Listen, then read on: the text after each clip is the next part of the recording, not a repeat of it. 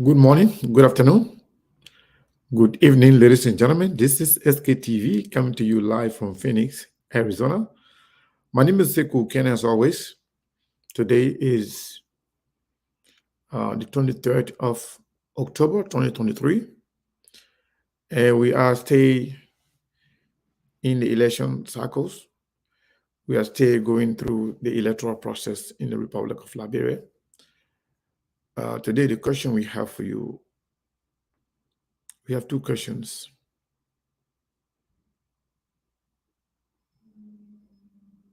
Where are we?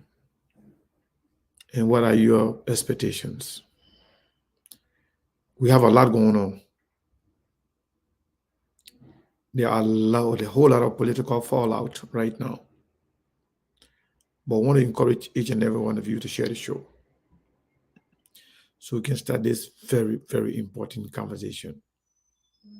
Share the show with everybody. Share the show. It's very, very important. It's going to be a very interesting conversation. Go ahead and share the show. It's really, really good. All right? Go ahead and share the show, folks. Lasso Jawara featuring avec Kijata la plus de 124. Levez la famille.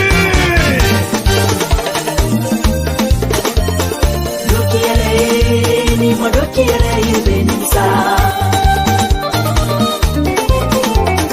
Dokiere ni madokiere ibenisa.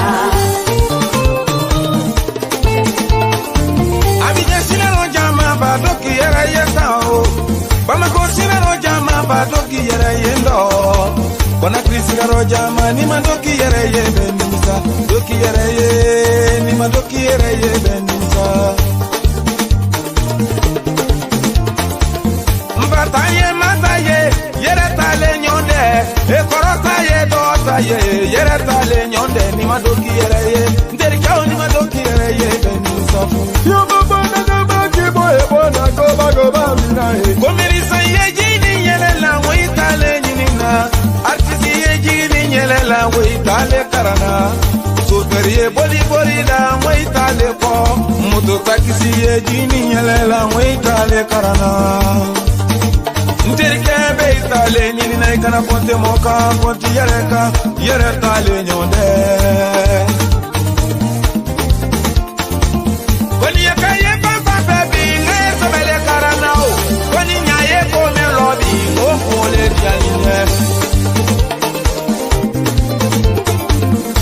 c'est moi Koninyalu, Bella Koninyalu, voilà Koninyalu, Mazanda Koninyalu, Yama Modala, Lazo Ajade Boubou, Yama Modele, Modala, Lazo Ajade Boubou, Nitela Ameriki, Konyaka Yebarala, Masarangizi Tungaluwe, Konyaka Korobola.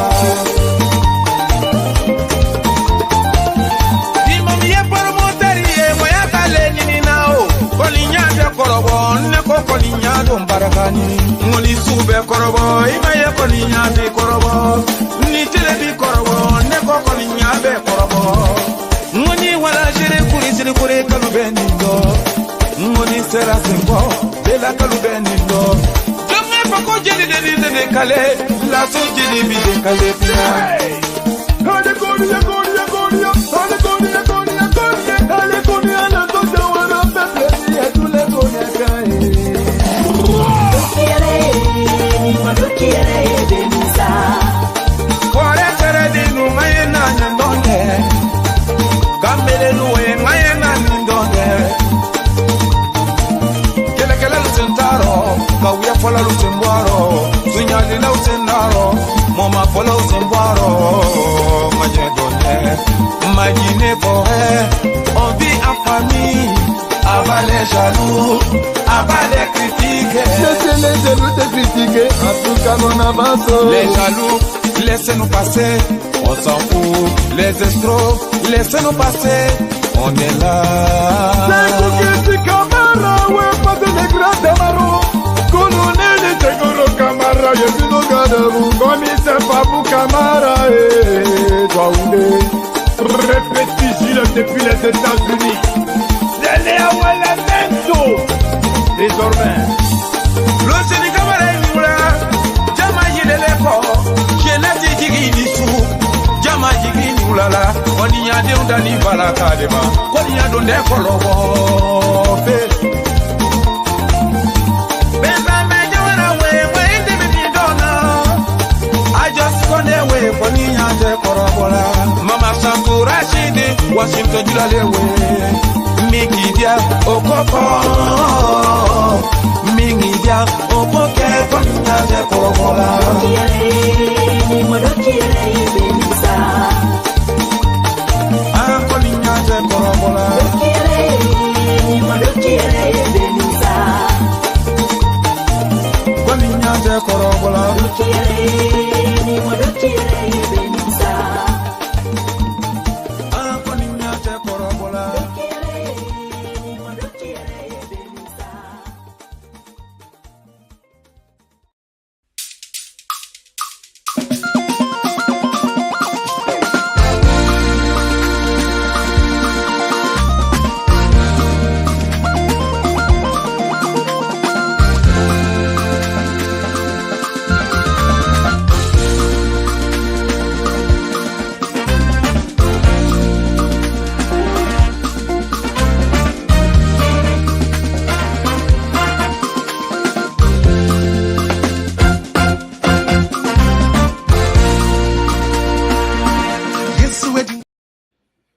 Well, once again, I want to say good morning, good afternoon, good evening, ladies and gentlemen.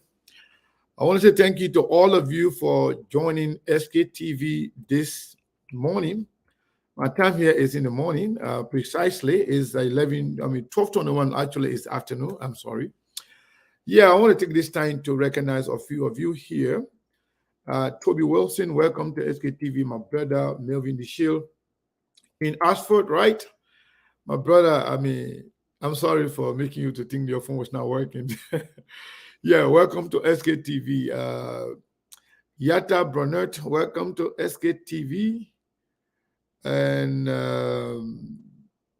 Joel, welcome to SKTV. Lucretia Gibson, welcome to SKTV. What is person name? Otakiti Yotu. I'm sorry if I mutilate your name. I'm sorry. Yeah, but welcome to Record with me. Riverside Pro, my man, long time. Where have you been, my brother? Welcome to SKTV. Rebecca Gossi, welcome. Gassi, welcome to SKTV. Ali Aisha Donzo, welcome to SKTV. Martina Wehi, welcome to SKTV. Gobla Belai Williams, welcome to SKTV. Yvonne Iyo, welcome to SKTV. Obidaya Tupa, welcome to SKTV. Sheikh Faliku, welcome to SKTV. Lopu King, welcome to SKTV. Beverly Pajibo, aka Sunshine, welcome to SKTV. You gotta share the show though. Everybody gotta share the show today. If you don't share the show, we'll just shut it down. We'll just welcome all of you and just shut it down and go home. Well, welcome to SKTV, everybody. Nelly Rui, welcome to SKTV. Elizabeth Bowen, welcome to SKTV. My own brother, my little brother, Musa Ami Fatima Kruma. From all the way in Vegas, welcome to SKTV, my brother. And what is that? Telewayon. The first name is Christophisu. Telewayon, welcome to SKTV. Newton Gay, welcome to SKTV. Carlton Norris, welcome to SKTV. And Blad Sompong Batu, welcome to SKTV. Mithu Seda, welcome to SKTV. Richard Flomo, welcome to SKTV. I'm sorry. Some of those names that if I can't pronounce it well, please don't fault me, you know. Some are all country name and hard. Yeah, you know, like I told you guys last time, my country name can call me Vasoko. My mono friend can call me Say because I need Seku. My mono friend can call me Say. One of my buddy who passed away, Prince, we used to be sharing in the security together. He used to call me Say. Yeah. So somebody said, where is Steve? Steve is gonna come. Steve is gonna be here. We already have this gentleman here. This gentleman here, all looking shiny and looking all fresh and Saros, welcome, my man. How you doing, my brother? Thank you very much, Mr. Kane. I'm good. By the grace of God, I'm good. Thank God for life. And yeah, all glory to God that we're doing good, that we're alive. Even though Liberia is the way it is, but still the grace of God is still upon us. Yeah, my man. We thank God. We thank God. Regardless of what happened, we thank God the Almighty for for what it is. Yeah, but in fact, today we have a whole lot going on. I'm telling you. To our credit, to SKTV credit, we were the very first network or major network to have come and questioned the credibility of the electoral process. We were Right. the very first to say things were not adding up.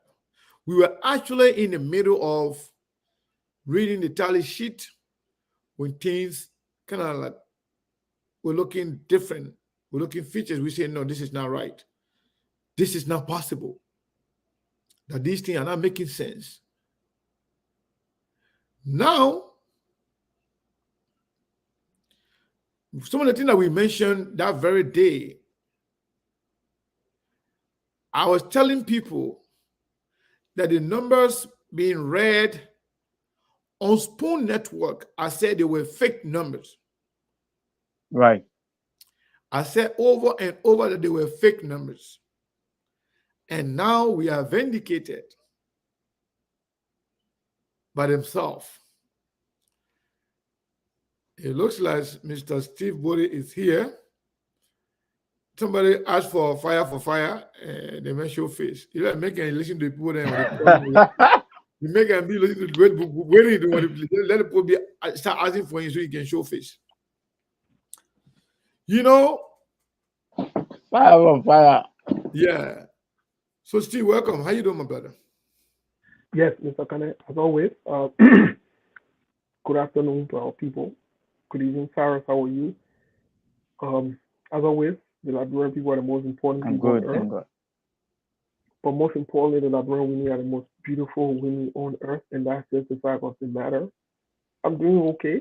I'm super. I'm glad and grateful to be alive, Mr. Kane. I saw the topic. I said, let me call in.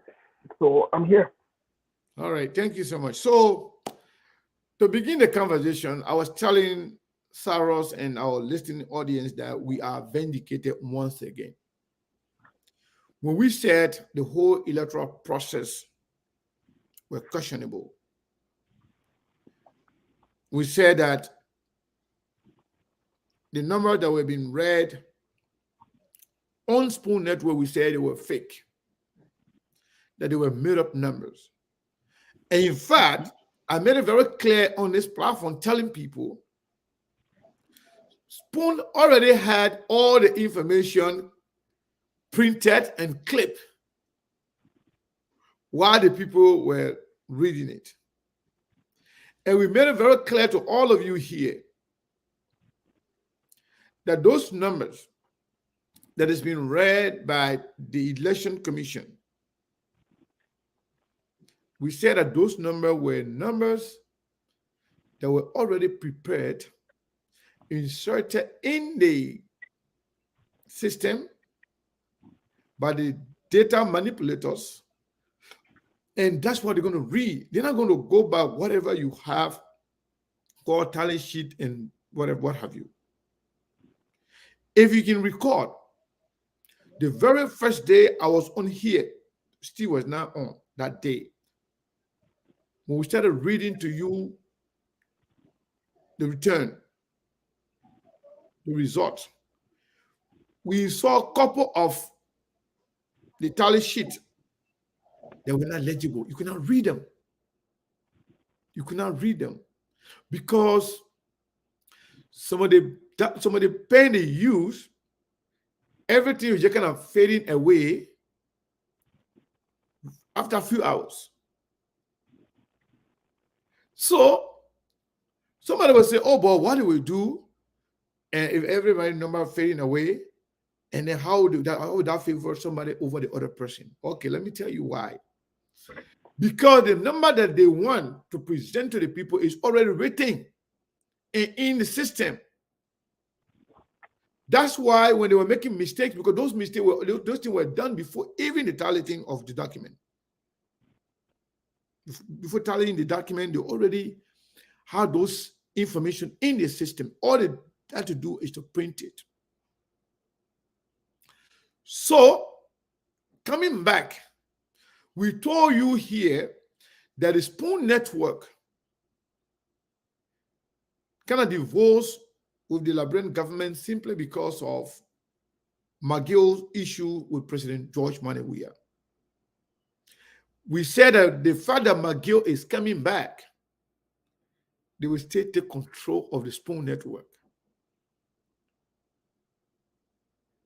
And the fact that McGill was running, they will still have control of the Spoon Network. We said it. Now, we were informed that the document that was being read by Spoon, they were not getting it from anywhere, from any polling center. Those were the documents in their hands while the election. That's why they were even announcing results in the area where people were still counting. Because when we call people, they say, but the people stay counting here. But they were giving results in those areas, polling centers, giving numbers even before the number were announced, or even before the number were counted. And guess what? Eugene Fangon, who left the Spoon Network yesterday, confirmed this information this morning. He asked his followers, he said, have you asked yourself whether or not the numbers that Spoon was reading, United Party didn't have it? No other political party has it. Nobody had it. Nobody. Only Spoon. And those were the same number that was read by the Election Commission. That means the number was sent to Spoon by insiders, front neck, controlled by the Liberian government. When you see that Eugene Fangon is being forced out of Spoon now, because Eugene Fangon stay with Unity Party 100%. And Spoon cannot just change his voice or his tone automatically while Eugene Fangon is there. Because for Fangon, he already divorced with the CPP, with the CDC. Fangon know that he's not going to be accepted in the CDC. Fangon know that he has burned a lot of bridges in the CDC. He stayed friend and brother with McGill and other people. But even if McGill wants to bring him now to the CDC, George Weah will not accept him. Because Fangon destroyed everything they had with the CDC. So now Fangon is angry. Now Fangon is trying to expose now what happened. We got this information since yesterday. And we said it the very day it was being read. We said this report that these guys are reading, they were fake. When you see that, they were announcing this person won, this person won, this person won, and everything came the way they had it because they had the information directly from NEC. Stanton received all the information from NEC and through the help of the Liberian government. Even I can tell you right now The Unity Party people that were depending on Spoon Network for their campaign, they are having second thought right now. They are scratching their hair right now because a lot going on behind the scene that they don't know. When we told them that let us stop jubilating, let us start celebrating for nothing, they thought we were joking. As I speak to you, everything going on within the Spoon Network is controlled by Magee, Nathaniel Magee, the guy who was supposedly, allegedly elected, because I believe it was a selection process for all of the people. I believe it was a selection process. Magee controls the Spoon Network. And we made it very clear to all of you here that the reason why Spoon is going at the president, insulting him, disrespecting him, attacking the government was because of Magee was forced out because of the sanction. When Magee and Spoon, when Magee and Jawia came back together, faced their differences, Spoon cannot directly or openly go and start to campaign for CDC again. He cannot do that. Then what he did, they brought in somebody to be the CDC person. And you know what he does? He always protect the person that he supports. You always give more time. You always protect the other person. You always shut down the other person. That's what Magee, that's something that Fagon could not handle. That's why Fagon left. Gibson Juru, who is not credible, that everybody knows he's not credible, who can lie a lot, who is also a former rebel. Gibson Juru is on there to speak the language of the CDC. And Fagon understood that. And Fagon, for him, he's in this 100% because Fagon, when he say the last button on Joe's coat, Fagon's last button is the Unity Party. Nobody wants him. The only place where all the people, all the Baba people can go, the Unity Party. Even all the reject from the CDC, the Unity Party, they can go. So Fagon believe if Unity Party standing is undermined on Spoon Network, that will not all go well for him. And Spoon Network is the only major platform that the Unity Party was depending on. Because Class Reloaded, led by Dillon or most of the guys that are over there, they are not in it because they believe in anything. They're all there, seeking job. They're all there if Unity Party win, they can get job. So they are not actually not on network, Class Reloaded. They did nothing. They're just there. And they were created to somehow create competition between they and the Spoon Network.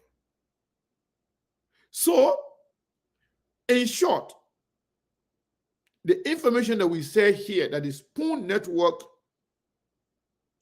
information, the result they were giving, they were fake. That's why the so-called tally sheet Dillon said they had, that tally sheet, they never had anything. That's why I keep here and I ask, if Unity Party people are saying they agree with this information, can they compare or collaborate the information they have with the one being read by NEC? They could not, because they had nothing.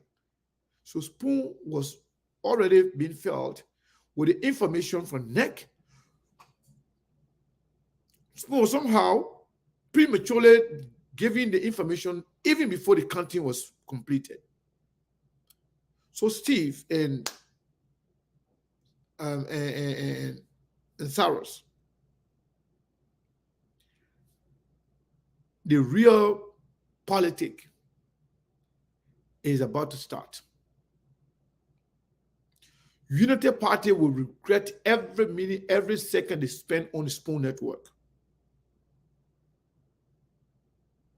Just Mark, we always the first to touch on it. You remember when they talk about the closing the spoon network, they doing this, they doing that. We came here, we said it was all game. It's nothing. We said it was nothing. We said it will soon be open, and immediately that's exactly what happened. The UP party. I'm not saying I'm supporter of UP party, but they got to put their act together. Spoon network. They're going to take, I don't say 380-degree turn though, but it will be 490-degree turn. 490-degree turn, and you will fall flat, and you will regret everything. Spoon network. Stand on Witherspoon is gone back to his people where he belongs. If you listen to them, few days ago, before I go to Steve, because I know Steve is at work, few days ago, Spoon was accused by Eugene Fangon before even the episode yesterday. He said, this man here will now move from behind his crew brother. He's supporting George Weah again. Then Spoon counter-argue, accusing Eugene Fangon, saying a former CDCian who is still working for CDC in disguise, trying to come here and censor people. You don't want to give anybody a chance to speak. That's where the fallout started. They know exactly whatever happened yesterday, that one is just on the surface. But the fallout is Eugene Fangon understood the fact that Spoon has some loyalty with McGill. And Spoon was originally funded and created by McGill and Sir Joseph. So when they had a fallout, McGill was somehow silenced or kicked out of the CDC government. All of them started to fight. The Costa, let me tell you, the Costa, the Stena Witherspoon, the Fagon, all the other people that went to attack CDC or attacking President Weah because of, that, but what happened out there, it was all because of McGill. McGill control all those people. Even Costa's decision to go back to the CDC is controlled by McGill. I'm telling you, Costa's decision to go back to the CDC is completely controlled by McGill. And again, watch and see. Unity Party will start crying. They will soon start insulting Stena Witherspoon. Very soon, very, very soon. Steve, to you, and since you are at work, what? Yes, where are we, and what are your expectations moving forward? Because we're going to have a lot of political fallout, before the 7th. well, Mr. Kenneth, where are we? I'm glad to be alive. That's where I think I am. Where I am, or where am I? Because I can speak generally for all of us. I'm glad that we are vindicated. That's where I'm at. Where are the Liberian people? The Liberian people were robbed and played, but they refused to stand up. That's where they are. And because they refuse to stand up, or they're not standing up yet, these guys will prey on them. These guys will take advantage of them. These guys will use them. And these guys will destroy their life and the life of their children right in their faces. That's where they are. Can you guys hear me? So, in conjunction or connection with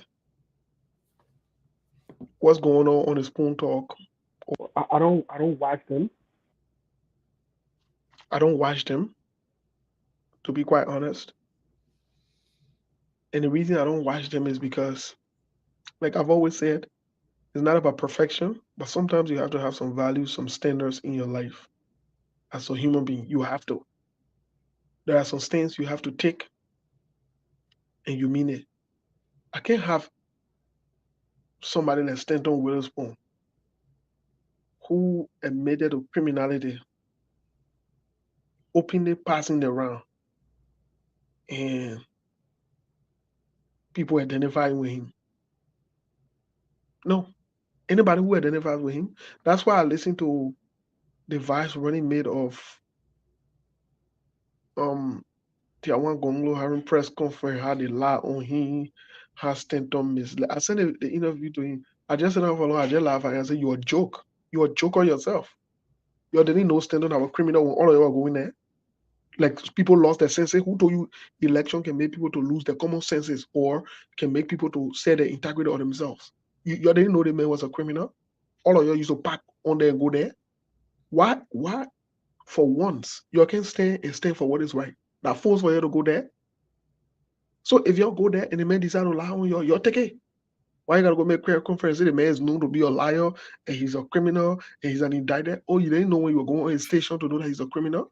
What kind of two-faced, confused people that we're dealing with? And when some of us stand up and say we're not going to take certain steps, people think that we have to deal with, or we let our we're perfect, or we are disrespectful, we are rude. But the truth of the matter is you have to stand for something. You have to. So this is not strange to me. For the Fangon man or whoever he is, Fangon said is a, I don't even know how to describe these people. Mr. Cannon, for you to sell your soul to your friend man and devalue yourself. Yeah. Fangon only passing around looking for where he can find bread. In America, you are able to do a job. You are able to do something to survive legally. But for you to be passing around switching loyalty because you benefited one, I don't care if Stanton carry him and put him in some kind of hole and lock him up there. That's what them business. If you decide to roll over a criminal, you get results for it. It's simple. And all of them sat on spoon talk that made excuses when we call them out. Lastly, to the Unity Party people. Your head, your leader is a liar and a crook and a deceptive, shameless old man. No, Steve, don't do that right now. I will do that right now. And Why? so, because of that, the reason I will do that. Because the reason I'm saying don't do that right now. Only that thing, Mr. Cannon. No, I'm not leaving that thing. I'm not leaving that thing. Let me say this to you. I don't know whether you have decided to support CDC or your way. I don't know. I don't know whether Sam is supporting Joseph Boakai or somebody. I don't know. I don't know whether Brazilian Mo is supporting Joe Boakai or your way. I don't know. But any kind of attack, direct attack on Joseph Boakai right now will play in favor of CDC, or any kind of direct attack on Jowea would play in favor of the Unity Party. So I don't want you to directly attack anybody at this point until you until you can tell us now, oh, okay, I'm supporting Joseph Boakai. I don't care, you know what you say. But right now, Mr. Kane, at this moment, to be very honest with you, at this moment, I'm not supporting Joseph Boakai and I'm supporting Jowea. Okay. And I'm not here to make case for one person. Yeah, exactly. So you don't want to sound like you're campaigning for against. So for the Unity Party people, the man who leading you is a deceptive man. He's a liar and he's a crook. He's not serious in life. He's not serious for his own life. The man who sits and identifies with criminals in public. No, Mr. Cannon, let me make the point. Let me make the point clear. I'll go. Go ahead. The man who sits in public and identifies with someone like Stanton Witherspoon after understanding international relations and diplomacy and behaving the way he behaved with all remorse. And you also pass it around and say that serial man, eh? But let's come to the Jowea, man. Let's come to Jowea. Let me tell you something. You know, in Aricos, they get a parable. They say the dog can change the way and say that. I don't care what you do. I don't care how you do it. I don't care where you go. I don't care who you call. Jowea does not know the job. And yeah, whether you gain 10 years, you gain 50 years, he will still do the same thing. And yeah, he will still do the same thing. Look, Jowea win second term. He will still do the same. In fact, let me tell you now, if you don't know, Jowea has reconnected with Nathaniel McGill. the government the next 6 years, oh, you're in some beautiful nonsense. You're in some beautiful nonsense. You ain't see nothing yet. You ain't see nothing yet. You think the first 6 years were funny? They won't back. You're with look, you're with Jack on yourself. You're with Jack. And whether you go to the sky, you'll come back. Where will win this corrupt election that they're going about. You know why they announced they listed on it to announce the result? They were part of the plan to get Unity Party comfortable. And Unity Party think they were hurting other people. They strategically passed the message through Stanton because there are two things they did to Unity Party. First of all, they grabbed Costa and put him close to the party to gain access to some things while Costa was working for them. The second thing they did, I would get the CDC their credit because politically they made a strategic move. Then they grabbed Stanton and made Stanton comfortable. Let me tell you something today. I challenge any one of you. Let me say it today. Even Joseph Boaga, I challenge any one of your BB men in the Unity Party to open your mouth and criticize Stanton. Instead of not bring your receipt in also. Instead of not play your video there, your video recording and you're begging for money to him and giving your money, your chimani. Even Joseph Boaga, he will bring Joseph Boaga's story also. He will do anything he can for Jowiah to win. In fact, for the next few days, the attack on Joseph Boaga and the Unity Party will intensify on Spoon Talk. You think dog you think you're setting other people for failure? Y'all see. Oh yeah, y'all see. And let me say this. Let me say that to the Liberian people. Unfortunately, we are where we are, but they have to live with the consequences of the choices they made. The government used a lot of people to destroy good people and destroy good things. They seen Spoon Talk to tell you that the Unity Party people are shameless bunch of people. They seen Spoon Talk. They seen Witherspoon.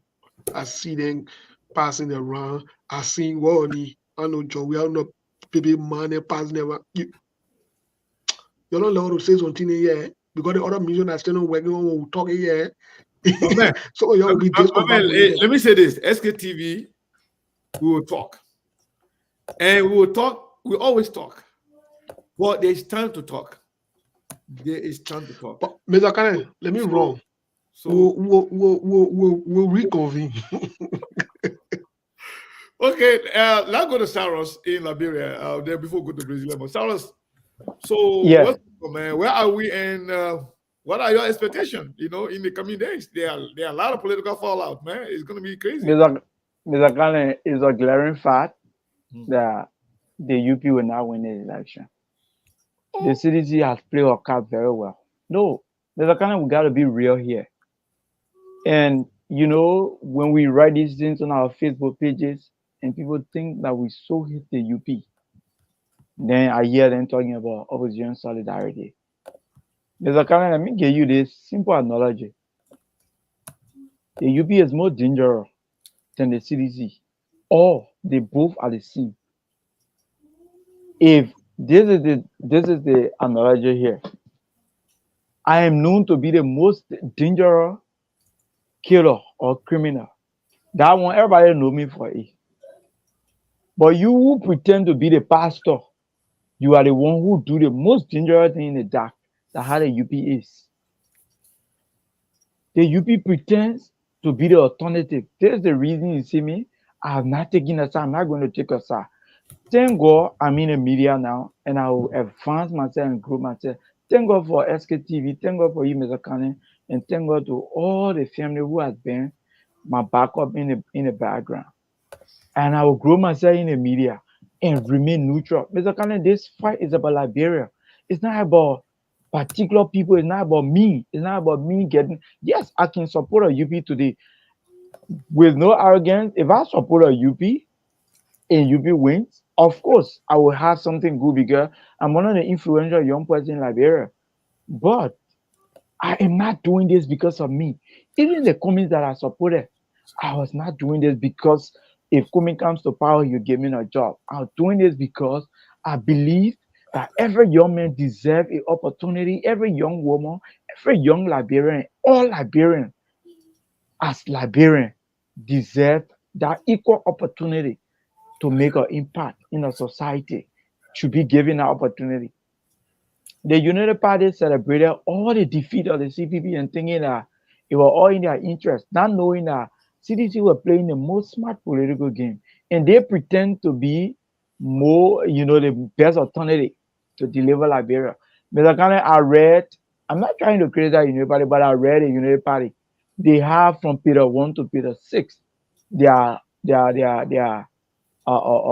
manifesto. I will send it to you. I will send you the link because I requested for the link on my Facebook page. Somebody send me the email. I'll send you the from Peter 1 to Peter 6. I read through it. All the United Party have is blame.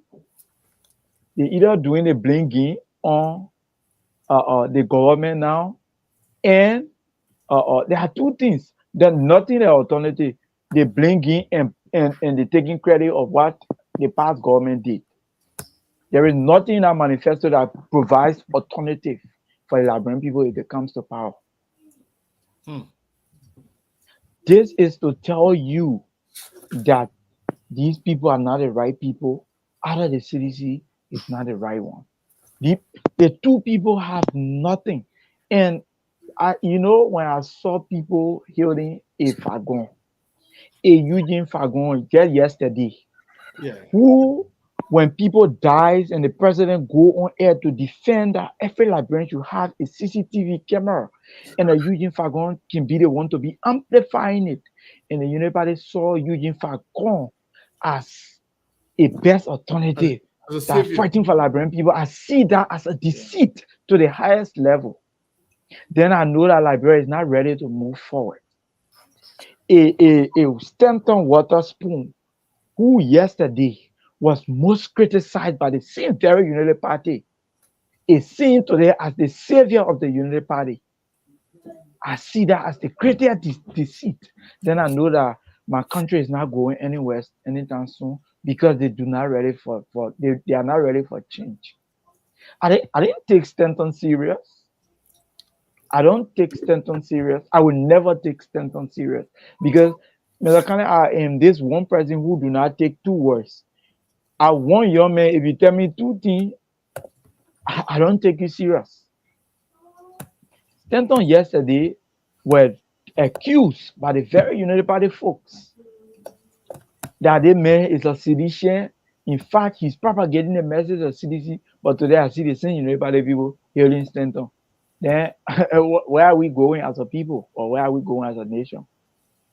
So I knew that United Party they were not serious for business. This is the reason you see when you see a lot of the folks, they reach out, and I don't see them as alternative. Mr. Kane, you see me, people might think I'm selfish or not supporting any of the two parties, or I'll hold myself responsible. But I'll be free in my spirit, man, if I don't support any of the two, because I know I'm doing the right thing, because the two do not present alternative to the Liberian people. Thank you. They do not. You don't see the reality in them. And yet, let me close on this. They celebrated the Apeton, factor.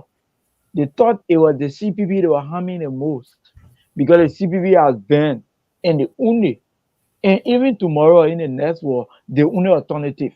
Today, tomorrow, I can explain the CPP platform from A to Z because I believe the CPP will be the only alternative that has brought reality to the Liberian people in politics. But because the people see the reality within the CPP, Alexander Comey and Councillor Charlie, they fought the reality because even within the same very CPP, there are bad apples that do not want the change to come because it will close their eating mouth. And the bad system is being fought by a lot of people. So the United Party was celebrating the defeat, the Apeton factor, not knowing it was actually for them. But you see, Mr. Kane, the Bible says there is no sleep for the wicked as a Christian, and there is no evil that remains in the dark. The very evil they thought that was for the CPP now coming back at them, and there will be more as we draw closer to November 7. There will be more things that will come out, and the God of the Liberian people will keep fighting. The God of Cummings will keep fighting. The God of Charlie will keep fighting. I'm not sure what's going on. It looks like our system is going down. I don't know who's doing it or what is going on. but I'm not. It looks like we're even off. No, I think we stay on. We still on. Yeah, I'm saying everybody, it drop everybody off. Wow. Yeah, yeah. But no, because I'm hearing you live and you. Yeah, send but I'm connection. talking about people then watching us from. Hey, No, are you but guys? I think, yeah, I still see. It's still 446 right now. Yeah, we still got people in the studio, Yeah, Mr. Kane. but Oh no, on the 13 screen, it yeah, dropped. it's showing No, me it 13. dropped. Yeah, Yeah, it dropped it 13. dropped. Yeah, they're hacking the system. Yeah, that's, I'm telling you, I'm seeing it. Wow. So okay, They're hacking the everybody system. watching on YouTube, please write yes, we here on YouTube. Let And me if see you're the- also let me watching check on Facebook, YouTube say real yes, we're quick. here. Let me check YouTube real quick. Yeah, Because they this is dropped not the system. Yeah, because I'm seeing Facebook now, like everybody just went down. What's going on, man? Ah, what? Yo, we're not That's what allowed they people to always talk. do, man. Yeah, I'm Yeah, seeing live on YouTube. We live on YouTube from what I'm We seeing. still here. live on YouTube? Yeah, YouTube is live. Well, what happened? Facebook dropped all the 13, Mr. Kane. They both fighting us. They both Yeah. see the reality coming out. Okay, we'll continue talking. But let me see if I have any message from Facebook. Because sometimes they can message me. They will from StreamYard, they will message me. What's going on? Okay, let me see. Whatever the case is, something is not right. Yeah, somebody say yes, Facebook. Okay. Yes. So I think our people should just send more love. Yeah, please send more heart. Yeah, they You know, had. I They should received just send an emoji. yeah, I received a message from Facebook this morning that we have allegation of harassing somebody. they complain. People that start complaining, that start lying. So you just send heart, you know. But people, what kind of business is so? Yeah. But whatever the case is, if you stay here, that's fine. We'll continue the conversation. So, Saros, Brazilian monk, Yeah. my brother, what do you make of the fact that these guys now are, confessing that, saying that the numbers sent to Steno Witherspoon came from NEC and no other party had it. That's why Stanton was reading those things.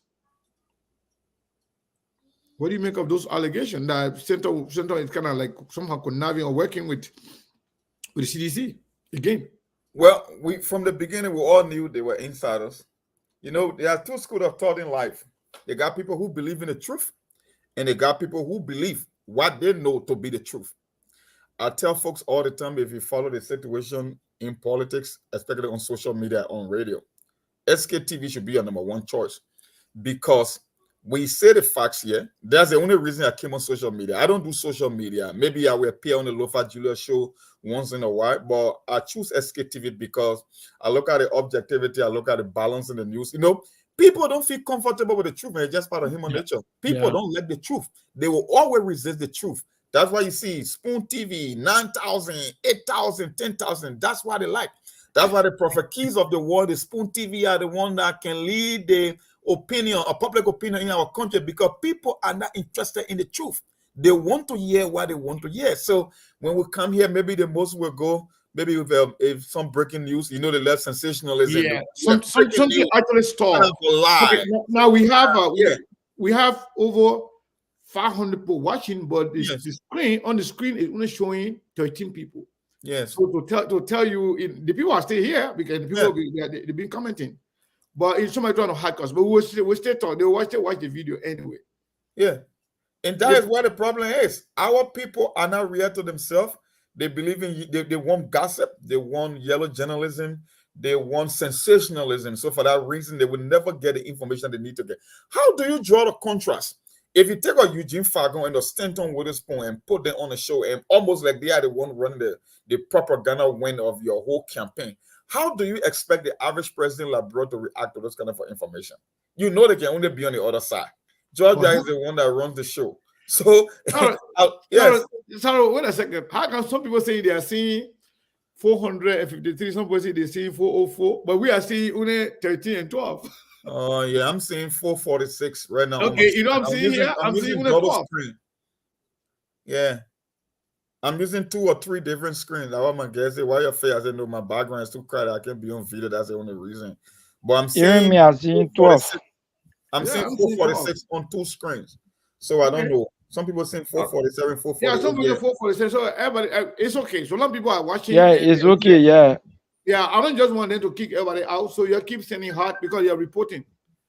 They are reporting, they are lying, that we are harassing them. We are bullying them. We are not doing that. People want to suppress free speech. Yeah. They're almost like jamming somebody radio frequency. That's what they're doing. They don't want this kind of information coming out. Yeah, let's get more hard. Yeah. 450 right now. Some people say they're saying 281, 206. Wow. Somebody say they're saying just 2. Some people say 12. We might go on the show and forget about the views for now because no, I was just, my concern was, they're not kicking everybody out. So a lot of people are there watching. Yeah, that's what matters to me. I don't really care what we see. So I can see 12 on my phone. My friend just called me. He said we are on YouTube, and he's seen 450 on Facebook.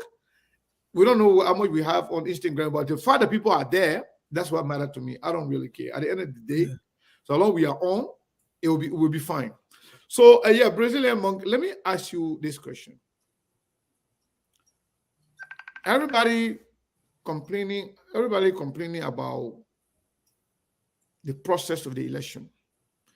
The Unity Party people, most of their supporters, agree that the process was fraudulent, but yet their people are still running, to the second round.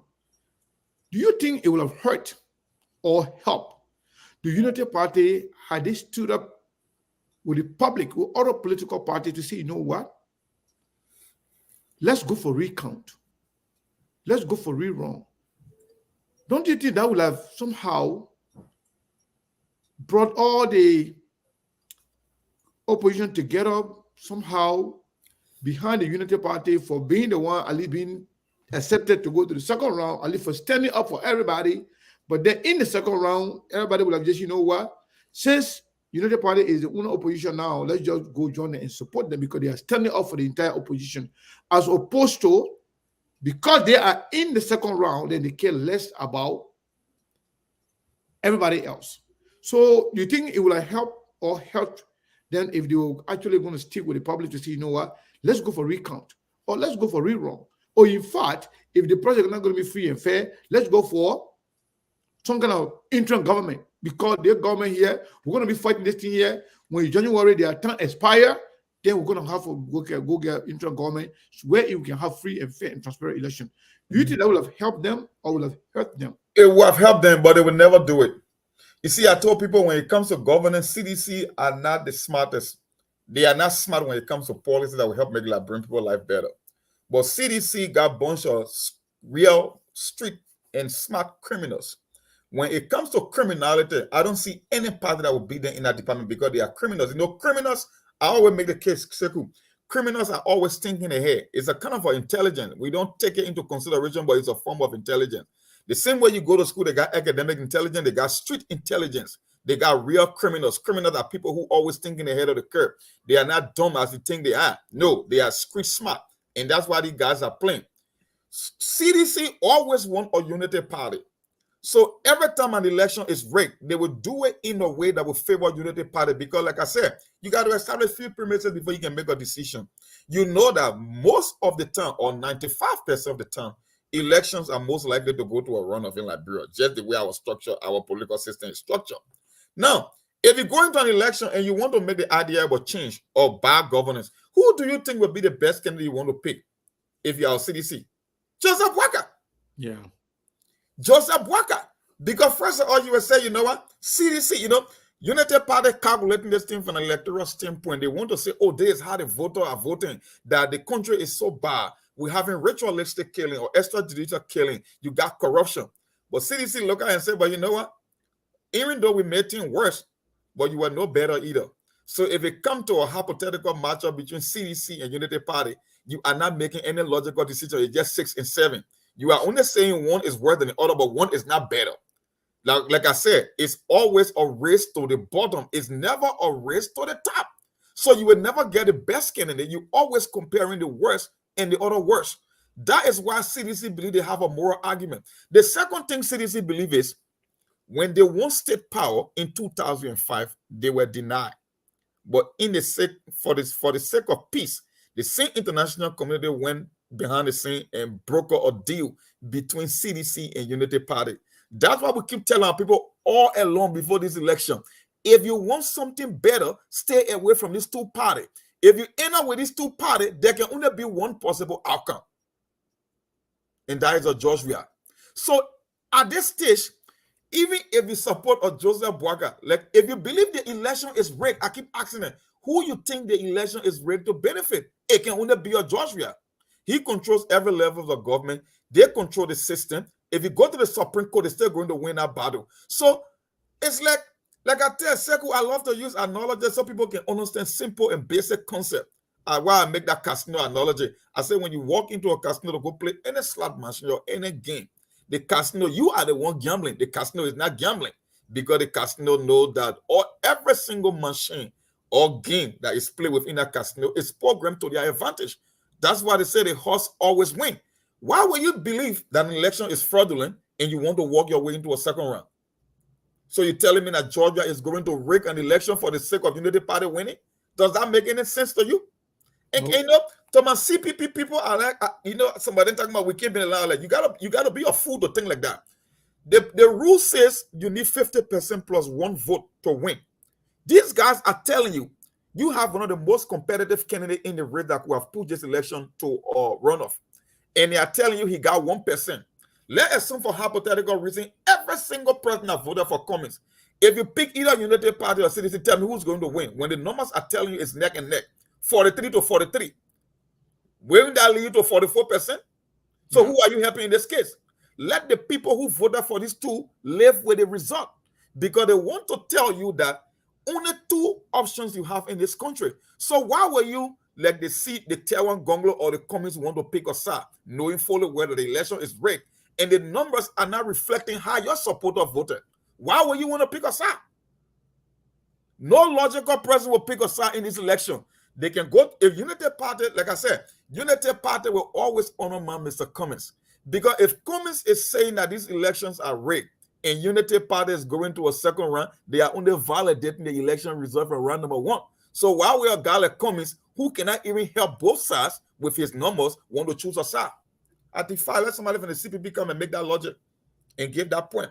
Why will a guy with only 1% want to choose a side in a neck-to-neck election? Because I'm not an idiot. I know I'm not the smartest man in the world, but my mom didn't born a fool either. I know there is no way those elections can be neck and neck. It will either break one way. If the Liberian people won a Georgia, he will have won in a one-round victory because you don't have a third-party candidate that put up a fight enough to push this election into a round number 2. It's just simple numerical principles. So if you are telling me the election is neck and neck, but you are telling me it's rigged, and the guy who's supposed to push it to a round number 2 have only 1%, why would he pick a side? Who does that? Who think like that? And how will he have one candidate? Let's say Cummings, the numbers are telling you Georgia is 43.8. If Cummings gave him 1.2, you're going to end up with 45%. If Cummings go to a Joseph Boaga, he got 43.5. What will you end up to? 44.7? And the election laws tell you, say you need 50% plus one vote? My brother, you don't go into a negotiation from a position of winner. You negotiate from a position of strength. Only an idiot. I don't want to use the word idiot. If Cummings decide to pick a side, some of us would never even support him ever. Because for me, it's not about the person. It's about principles. This was the same thing we talk about with this CPP about undermining his own brand. My brother, there is always a political price to pay when you make decisions in politics. The question is, what will you be willing to risk in relationship to your benefit? You said you were the clean hands in this election. You came here, you built a brand only to jump out with this same corrupt criminal, and you are living the consequences today. And that's just it. The people who decided the two candidates are the only option, let them go and pick either one of the two because they are no different in my view. I would have picked or Joseph Boaga if you want to make the case for the lesser of two evil. But if the election is free, fair, and credible, then it makes sense to pick a side. But you cannot tell how your own voter voted and the number that is coming, or you know is rigged. It doesn't make sense. So how do you choose a side? It's like walking into a dark room with your face covered. You don't even know where you are going. So who are you going to support? That's why I want to hear from someone logical from either side, whether you are from CDC or from Unity Party. I just want for someone to make a simple, logical argument on this idea about picking a side, knowing fully well that the election is rigged. That's all I want to hear. The rest of it I could care less because the Eugene Falcons of the war, the Stintons of the war, we all know they are all embedded criminals that were meant to play the other side. Our people want to vote emotionally and they will always get an emotional result. They will always be played because they're not seeking the truth. That's just why it is. You see, they tune to Spoon Network on election. They are like, you should be watching SKTV. Because when you watch SKTV, you have an open mind. But unfortunately, you don't want that. You want sensationalism. You want gossip. That's why you rush your Spoon Talk. You want a propaganda network. And that's why you will always be played. Every time there is a major choice to make, you will be played because you're not seeking the truth. That's just why it is. My brother. So while you guys were talking, sorry, just a second. While you guys were talking, so I went around, I checked YouTube. When we had 12 on our screen, YouTube had like 60 to 70 people watching on YouTube. And then SKTV Live had only 2. I saw only 2 on SKTV Live. But then on SKTV itself, it had like a 404. But then now I'm seeing somehow when you go to SKTV original site, it's showing like 410. And then, but on the screen here, what you're not looking at here is about 471. But whatever it is, my people, you're shouldn't focus on number on the screen. Let me tell you something. I've been in this business for a while. We have had 300, 400, 500, 700 people watching us here. We have seen people at 3,000 on their screen. After the show, we will see more people have watched SKTV than they have watched all the because the views are authentic. They are human beings, they are real people they're watching. So Facebook will count the people then that are watching, and they can count per 3 seconds. I know this thing. I've been around. Facebook can count. Anybody can come and watch and watch it. You need to click over for more than 3 seconds or 4 seconds. Will be counted as a viewer. So at the end of the day, that's what they count. All the other nyama there they can add is not counted. It's only there to lie to the people, to deceive the people that they have a lot of people watching them. That's why all of them, they respect us. And the reason is very simple. They know we don't joke around. We don't play around. They know we are serious about business. We don't care about how many people watching. We don't care about who is here. We don't care about who leaves. We don't care about who stays here. So, my people, y'all don't pay attention to all that nonsense. Most of them, whether in government or outside of the government, they know SKTV averages about 10,000 plus view per day, per show. Go and watch and average the viewership of SKTV. You will get some show that will take 40,000, that will take 30,000, 22,000, 18,000, 15, 12, 9, 8. But on the average, you have more than 10,000 people that can watch all these shows, individual shows. Beyond that, SKTV is one of the most followed platforms in the Liberian society. We have over 430 followers, 430,000 followers. So these are all Ghanaian people. Yeah, even if you don't have that much people watching directly when the show is on, people always coming to check on SKTV, watching that's what everything you put there. Before you look, a lot of people are watching because we have a lot of followers. So don't worry about all the number that they can put, big number they can put on the screen. Oh, 6,000 people. Oh, 7,000. That lie. If I want to do it right now, I can put 10,000 people here. But what's the benefit for that? Yeah, but the thing is very simple. You can go to a view, you can keep look at yourself, audience you keep and your just get followers. the clicks. Yeah. It's very simple. So all the people then, you know, we said it before, there was something going on. Right now we're seeing the 420 now on the other one, on the other, I've got other phone open right now. I'm seeing 332 on the other side. We have people watching on YouTube, on Instagram. So that's why SKTV is respected by everybody, because they know we are very serious, we are authentic. We speak on issue, we don't care about who is here, who is watching, who is not watching. And to your point, Brazilian Monk, before I go to Cyrus, you know, people will support whoever they want to support at the end of the day. Personally, if the Liberian people actually believe that they didn't vote the way the vote is being reported, they should have stand up. They should have stood up for themselves. They should have said, you know what? This is not how we voted. Even you don't have to be involved in violence. Stand up. They say you got no proof. We believe that we got no proof, documentary proof, but we know that we did this not how we voted. It's not reflective of how we voted. People in Maryland, they know that's not how they voted. Now, United Party people and other people are saying now that that's not how the people of Southeast voted, because we are getting more people in the Southeast. So they are satisfied with the number given to them in Nimba. They are satisfied with the number given to them in Wami. Yes. They are satisfied with the number given to them in Cape Town. But the area that they are lost or they are losing, they say they don't agree with those numbers. Yes. That's not how it works. If you believe in the process, believe in it holistically. If you don't believe in it, question the whole process and call for a recount or a rerun. Or say, you know what, we're not going to no second round. Yes. The people revote.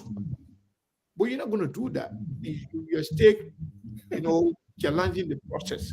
The only bad thing for Unity Party right now, for me, and I think they should be very careful, is the infiltration of Spoon, Stella Witherspoon.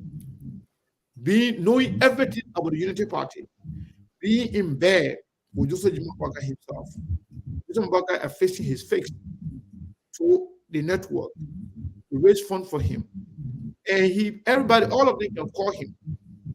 He has given money to all of them. And at the same time now working with McGill, that is the worst thing that would ever happen to any political party.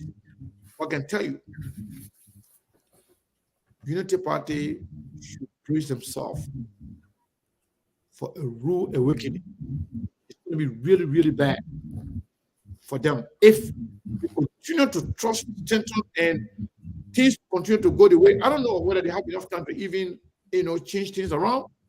But the fact that these people already infiltrated the Unity Party and they are supporting, and they are controlled by McGill, it's going to be terrible, for them. Sorry, you want to say something? Yeah, Mr. Kane, just short addendum to what my brother said, President Monk and you. You see, Mr. Kane, when you get to Liberian, one of the things that is hampering our society is education. The Liberian people will tell you that, like today, because school has opened, I'm a student at UMU. I attend UMU. And today, the same kind of conversation came in. And I was just listening, eardropping, and like, where did all Apeton men come from? But we seen a man take picture of Fanantikofa. I posted a picture of Fanantikofa the moment he's driving out Charo. Apeton, the CDC now is using Fanantikofa because he has been neutral, but we know he's a sedition. He supports the president. In fact, they are neighbor, the rehab. They are very close neighbor. They share, like they face to face. The two people got a house there. He's a very close friend of the president, George Weah. And the CDC now is using Fanatikova to bring, in fact, I'll tell you, Apeton, in fact, Apeton is a founding member of the CDC. Now they use Fanatikova to bring Apeton over. The audio man, Apeton. And some folks on UNU campus today were discussing it like, oh, well, we know where the Apeton man came from, the party folks. And then I told them, I said, you see where the problem comes from? You all celebrated CPP defeat. Now you're now feeling it. You're the Liberian people. We are our own problem in this country. You all know that this man is not real. The only time I said, do you know any Apeton? Did you see this man campaign in any part of Liberia? She said no. All of them. And they agreed. They alluded to the fact that this man had never campaigned. So I said, then this is the problem. Why is it that you Liberians will not stand up? Because all of you support the Unity Party. This is the deceit and the deception that has never taken our country anywhere. And this is the problem, Mr. Kane. I think the people of this country need serious education. Liberians, I don't know if we'll open the minds of our people and put education there, or because it has been a big dark, political cloud that have always educated our people to the wrong thing and thinking that it is the right thing. I think this is the reason the people do not want the system to change. Like what Sarah was saying, the people in the country, electrics, the voters, they have alluded to the fact that Apeton is not a real man. And the vote that Apeton acquired was not his vote. They all know that. They can allude to the fact. A lot of Liberians have done my own survey. Sometimes, they quasi arguments. And I hear them, they allude. They will say the fact that Apeton is not a real, he didn't get that vote and he don't deserve the vote. Then I ask them, why is it that you all are not speaking out? So I don't know what is the problem of this country. I think education is the problem. Liberians need to be educated. Our people, even in the kind of election, we need to educate the people all the time. So that's why I just wanted to add. Yeah. Thank you so much. Let me add to this one, Sarah, that you were talking about Apeton just now. Can you imagine in Lofa County, Apeton we get 4,245 votes. Then Eros Monuba get only 630 votes. How possible is that? Nobody knows Apeton in Lofa. Nobody can see Apeton in Lofa County. Apeton got no root in Lofa County. Nothing whatsoever. He did not campaign. He spent zero there. Zero money, zero time, zero everything. And in fact, the other person, Alan Brown, Simon Freeman, Jeremiah Wapo, Josiah Turner, all the people then got more vote in terms of Monuba in Lofa. How possible is that? It's not possible. That's why the stealing that they did it so stupidly until you can just, even a blind person can tell that they were complete cheating and they did it. That's why I told people for the presidential ballots, they divided the number, they apportioned the number to people even before the election. So they didn't know how it was going to come out. They wanted to discourage people completely, make you feel irrelevant, insignificant, in a way that you kind of like give up on yourself. And let me tell you something. It actually worked out for them. I know a lot of people that are CPP supporters, both in the diaspora and in Liberia. They are so discouraged to the extent where they don't even want to come close to Liberian politics. Someone got to tell them and say, politics don't work like that. You don't take it so personal. You don't put your heart and soul in it to the extent where you'll be so demoralized into the extent that you can't even, you give up on your country. And that's what they meant to do. They meant to do that. Where in the world, Charlene Bronski, even Charlene Bronski by herself, Charlie Bronsky by herself, she will get more than 30,000 votes in Basel. How can Charlie Bronsky combine with Cummings will get less than 5,000 votes in Basel? How possible is that? But the thing that is hurting me, and I believe that I will take a side, is that the Liberian people refusal to stand up for their vote. They are validating the result by not coming out to say, this is not how we voted. Where are the people of Grand Bassa County? They say, no, this is not how we voted. So they are refusing to say, to stay out and do nothing. It means that they agreed with the number. That's my point. So even if Mr. Cummings is to take a side, it will be because the Liberian people are validating and accepting the result. And if that's the case, then means he has to listen to them. That's my point. If Liberian people would have stood up and said, hey, this is wrong.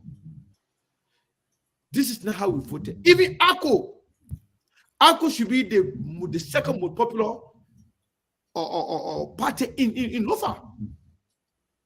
But look at the game, ACO, less than 5,000 votes. Even a representative candidate in district number 4, the top 3, all of them got more votes than Lusuni Kamara in the entire country. Can you imagine? How possible is that? It's not possible. ACO will have gotten way more than that. Yes. Memu Fofana on the new party of Musa Sharif that you created a few months ago. She got more votes than Lusuni Kamara in district number 4, more than what Lusuni Kamara got in the entire country. Can you imagine? So the people cheated, and everyone know they cheated, but for some reason, it's like they kind of play voodoo on the entire country. Everybody just looking stupid. Nobody want to stand up. Everybody just look quiet and fearful. I'm not sure what's going on. So to say the result of the election is what it is, that can only be validated by the people who voted, or be rejected by the people who voted. So imagine the reason why they try to bring down all these people who vote.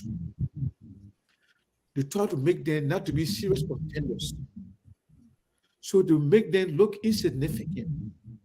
But then you did that in this election first round. But yet, those are the same people both parties are depending on to come and support them. So if you are ACO, you are CPP, you are Gonglo, whoever you are Monuba people, you are supposed to get on the street to say, no, this is not how we voted. But I'm not sure what's going on. Cyrus, I mean, you in Labrador with me. What is actually going on? What is stopping people? Hey, you think you just said it? People believe that Apeton was just a made-up number. So what is stopping the people from getting out to say, no, what? This is not how we voted. What is stopping them? What's going on? Mr. Kane, from my own observation, I think the leaders should take the lead in Liberia, because the Liberians are not as brave as you think they are. They always look up to their leaders. If these leaders say yes, we do not accept the results, and for this reason we'll come out. Mr. Kane, I can tell you, most Liberians will be looking for the slightest opportunity to make use of it. If these leaders can come out and start talking about these things that we are not certified. For typical example, my leader, Mr. Alexander Cummings, or Councillor Charlie Bronsky, come out as leaders of the CPP, arrowheads of the CPP, and say we do not agree. These are not our votes. Our Councillor Charlie from Bassa, because Mr. Kane, during the entire electoral process, the campaign period, I went to Bassa more than 10 different times, and I know how the people of Bassa have agreed because of Councillor Charlie to carry their own. Mhm. So if Une Councillor Charlie come out today and says that, okay, we do not agree with these results, we the people of Basel, we don't think that we deserve these votes, and you will see the people of Basel will definitely come up. If Mr. Comey comes out as a head, the arrowhead of the CPP, the stand-up of the CPP, and says, no, this is not a vote that I deserve, I will tell you with Comey is in this entire election, Mr. Comey is the most hardest working presidential candidate. And only the CPP provides the alternative to the Liberian people. And the message went across. I was one of the chief messenger or tankwire of the CPP message. And I know what I'm saying. I'm speaking from experience.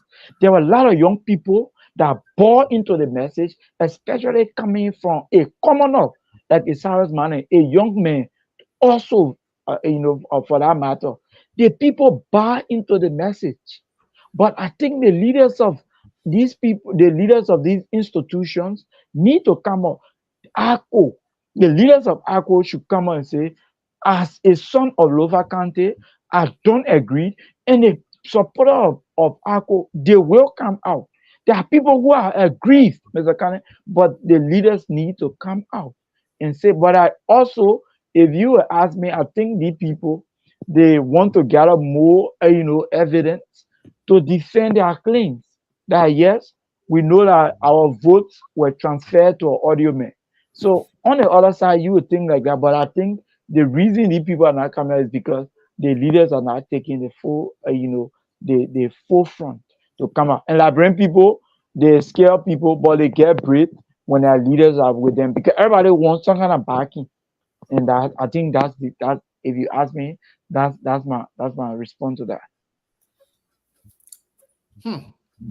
So, Cyrus, Brazilian monk. Well, So, what do you make of the fact that the senatorial election in Grand Bassa County, based on that feeling that worked with Mr. Cummings and Councillor Charlie Bronskin, we accumulate 55,000 votes, 55,629 votes, yeah, constituting 52% of Yeah. the entire vote. yeah, 80%,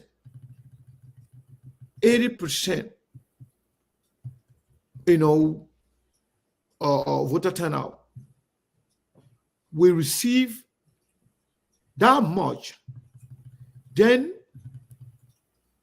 Cummings will receive less than 5,000 votes, less than 5%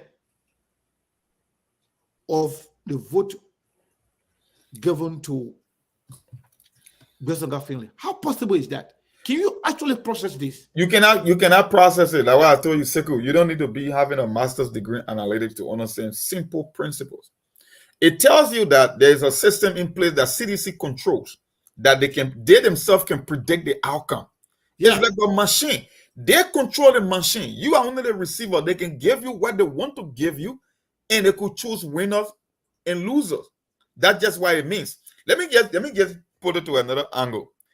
Everybody, if you want to assume that people vote on people voting elections in Liberia on tribal lands, why would Jeremiah Kun be overperforming Nima County? Because he's a Nimbayan, right? Yeah. Okay, Joseph Boaga the same. So if that particular concept will hold constant, that everybody will do better from their tribe or from their county, why would that be an exception to a Charlie Bronskin and a CPP?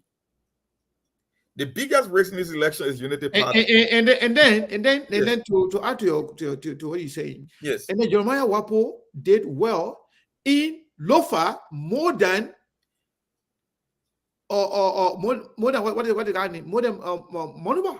Yep. Did And you you see want me to Jeremiah believe Wapo going Yeah. there for anything? And you want me to believe that? That's why I told you from day one, Sekou.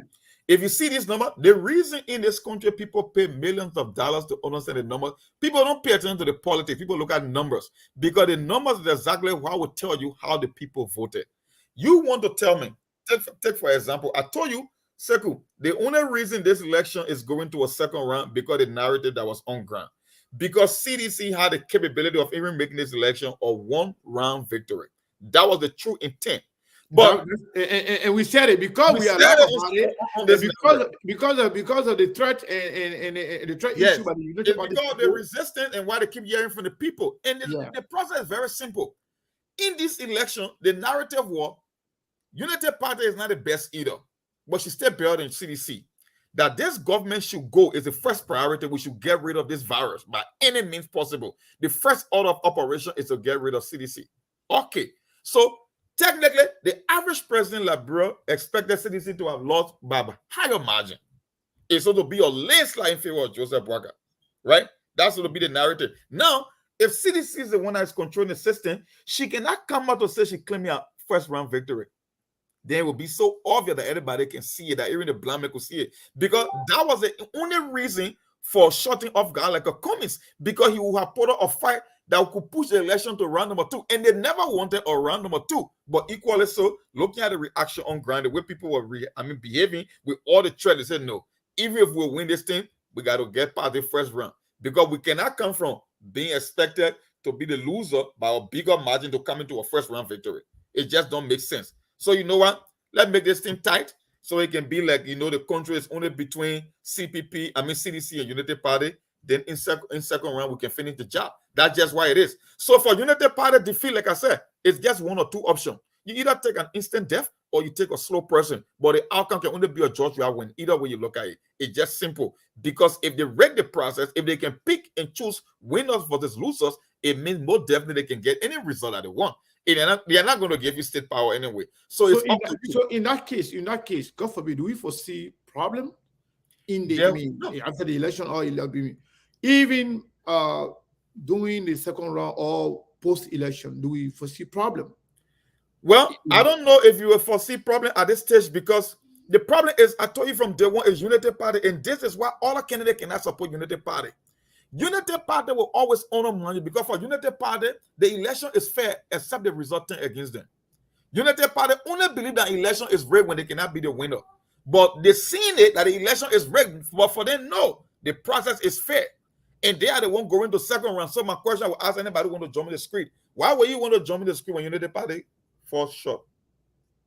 Why would be the incentive for protesting? Because for me, I'm protesting now because I know the process is rigged. I could care less about who benefit. I know that the process is rigged. But for them, the process is not rigged. The process is fair. Only after they become the loser, then the process is rigged. Why would I support someone like that? I told you, Sekou, from day one, everything was put in place like 2017. It was the same formula used. We want to beat United Party. United Party is unpopular. Let's cheat everybody else and get it in round number 2. That is why they inflicted Joseph Boakai number 28. Because logically, there is no way that Madam Selida won back-to-back election that couldn't even get 20%. In order for certain, United Party will be unpopular, but Joseph Boakai did better than. You want me to believe in my sound and logical mind that Joseph Boakai was popular than the CDC of 2005? Is that what you want me to believe? Nope. You talking about time where when George Yahoo, anybody here, the president become a lawmaker, that they were printing their own t-shirt. That's how they like and you telling me that Solomon George then became lawmaker. That everybody became lawmaker, the Muna pen of the war, and you want to tell me that Joseph Boakai was more popular than Georgia 2005? I don't know which planet some people are really living, but I don't know any logical person that would believe that. It's the same thing. Inflate his number, get him in round number 2, and beat him restlessly. It's the same thing that is happening here. Like I tell you in Liberian politics right now, the first order of operation is to get rid of one guy and one guy only. And that guy is Alexander Cummings. When you get him off the way, the rest is history. And that's what they'll keep doing. And don't forget, George, I told you on live camera that he will win back-to-back election and he will determine the person who will take over from him. So we are talking 18 years there. I don't know if the Liberian people will accept that. But for me, my protest starts from the first round. I like Cabinet Janet. If you cannot understand what happened in round number 1, you won't understand what will happen in round number 2. So I focus on the first round. But for our guys with the 2 fingers, for them, the election is always fair. Only when they are the victim in the end, then the election is unfair. No, I'm not buying into that logic. Nope, I'm not doing that. So Sarah from Liberia, before we take calls, do you have anything to add before we go to the line? Do you have anything to say before we start taking calls? Oh, I mean, Sekou, like I said, if the people... No, I'm talking about not Brazilian, I'm talking about Saros from Liberia. All right. Of the United Party. So yes, Yeah, am I coming? Am I clear? Yeah, you were kind of like Yeah, sorry. yeah. Yeah, the network, you know that, bro. So this is the thing. This is the deceit from the United Party. Mr. Kane, until the United Party can start to be real with themselves and not feel too intact to this presidency, they will not realize, or there'll be no authority in whatever their expectation is. Like President Mon said, they feel that the election is free and fair because it doesn't go against them. It's in their favor that the CPP has been maltreated by the ruling establishment, and it favors the United Party because it takes them to a second round. But Mr. Kane, comes to think of it, how can the CPP be 1.3% or 1.5%, but is this still relevant and more important to the same very United Party and the CDC? And not this very Apiton who has the number. Because Apeton has nothing. Apeton is a nobody. But anyway, So- let's go to the line, take some calls. Or So, you you see- want to conclude? So yes, in my conclusion, let me conclude. So this is the thing. The United Party, until they can realize that this thing about Liberia and not about individuals, like the guys who are so desperate to come to power and have job, and they feel that they've been robbed of their jobs, things that they feel is even though the government job is a public service area, but they feel entitled to it because the high level of corruption. Until they can realize all of these things and put Liberia first and put the Liberian people first, they will not get what they want, and they will not actually, the actuality of their imagination will not come to pass. But Liberia first. So Thank you. yes. Thank you so much. So let's a few calls here. Caller, what is your name and where you calling from? 267 number, last 4 digits 6148. Yes, this is Nancy, calling from Pennsylvania. Nancy, how are you? I'm okay. You just get ready to pay your fine.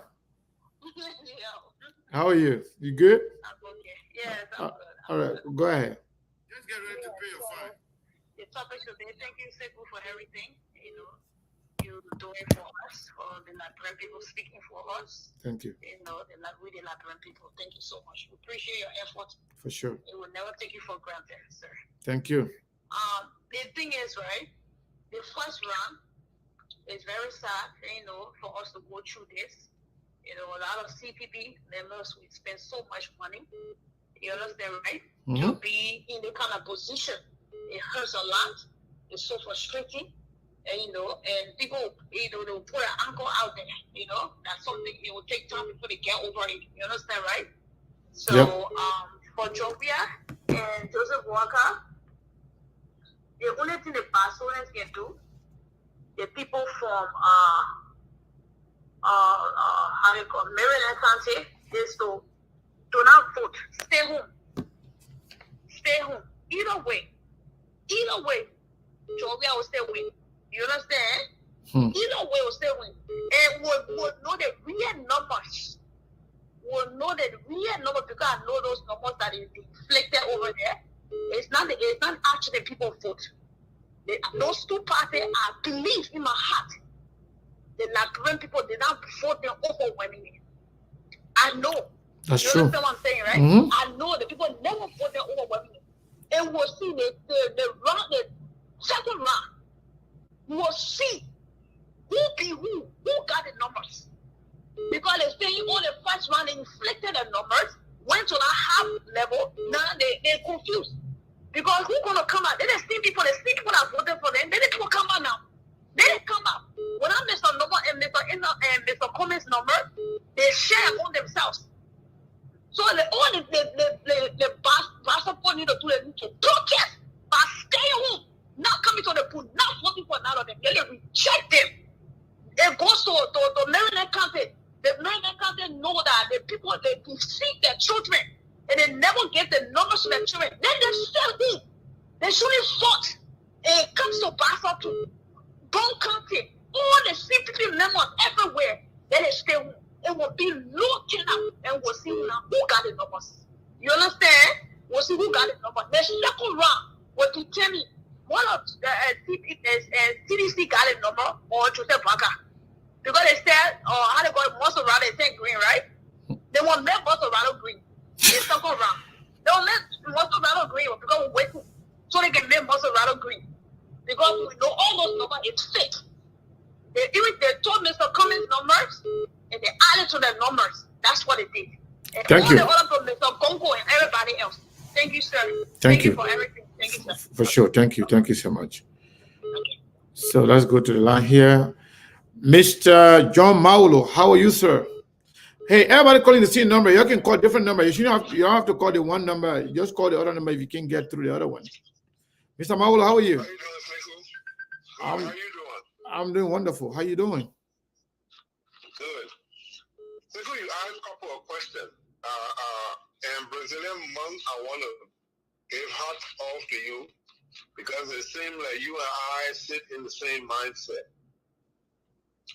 Why would these people want Cummings to endorse them? They're looking for somebody to give them some relevance. They know what's going on is wrong.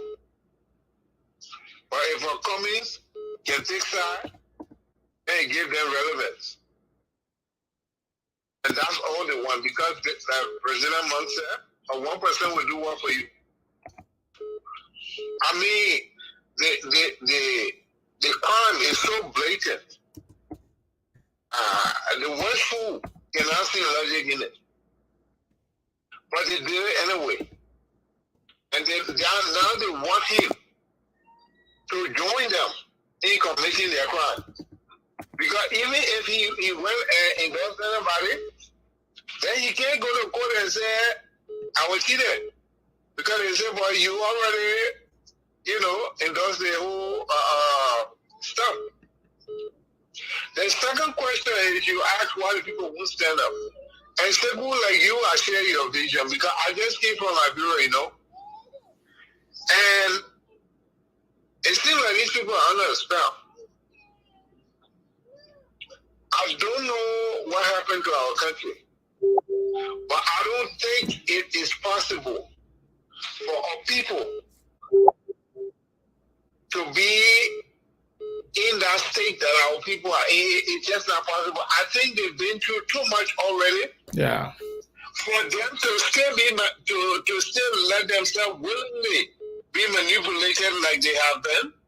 So I don't think it's normal. I don't think it's natural. Yeah. I think something else is going on. I can't put my finger to it, but it's not normal. It's not normal what's going on with our people.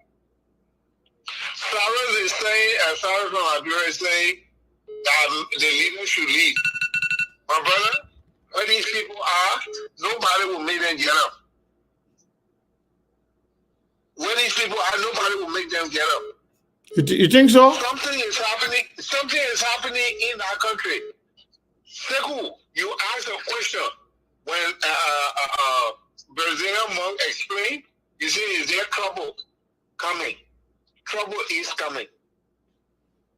But people are so blinded over power, they're not taking notes of the little signs of warning. Trouble is coming. Big trouble is coming.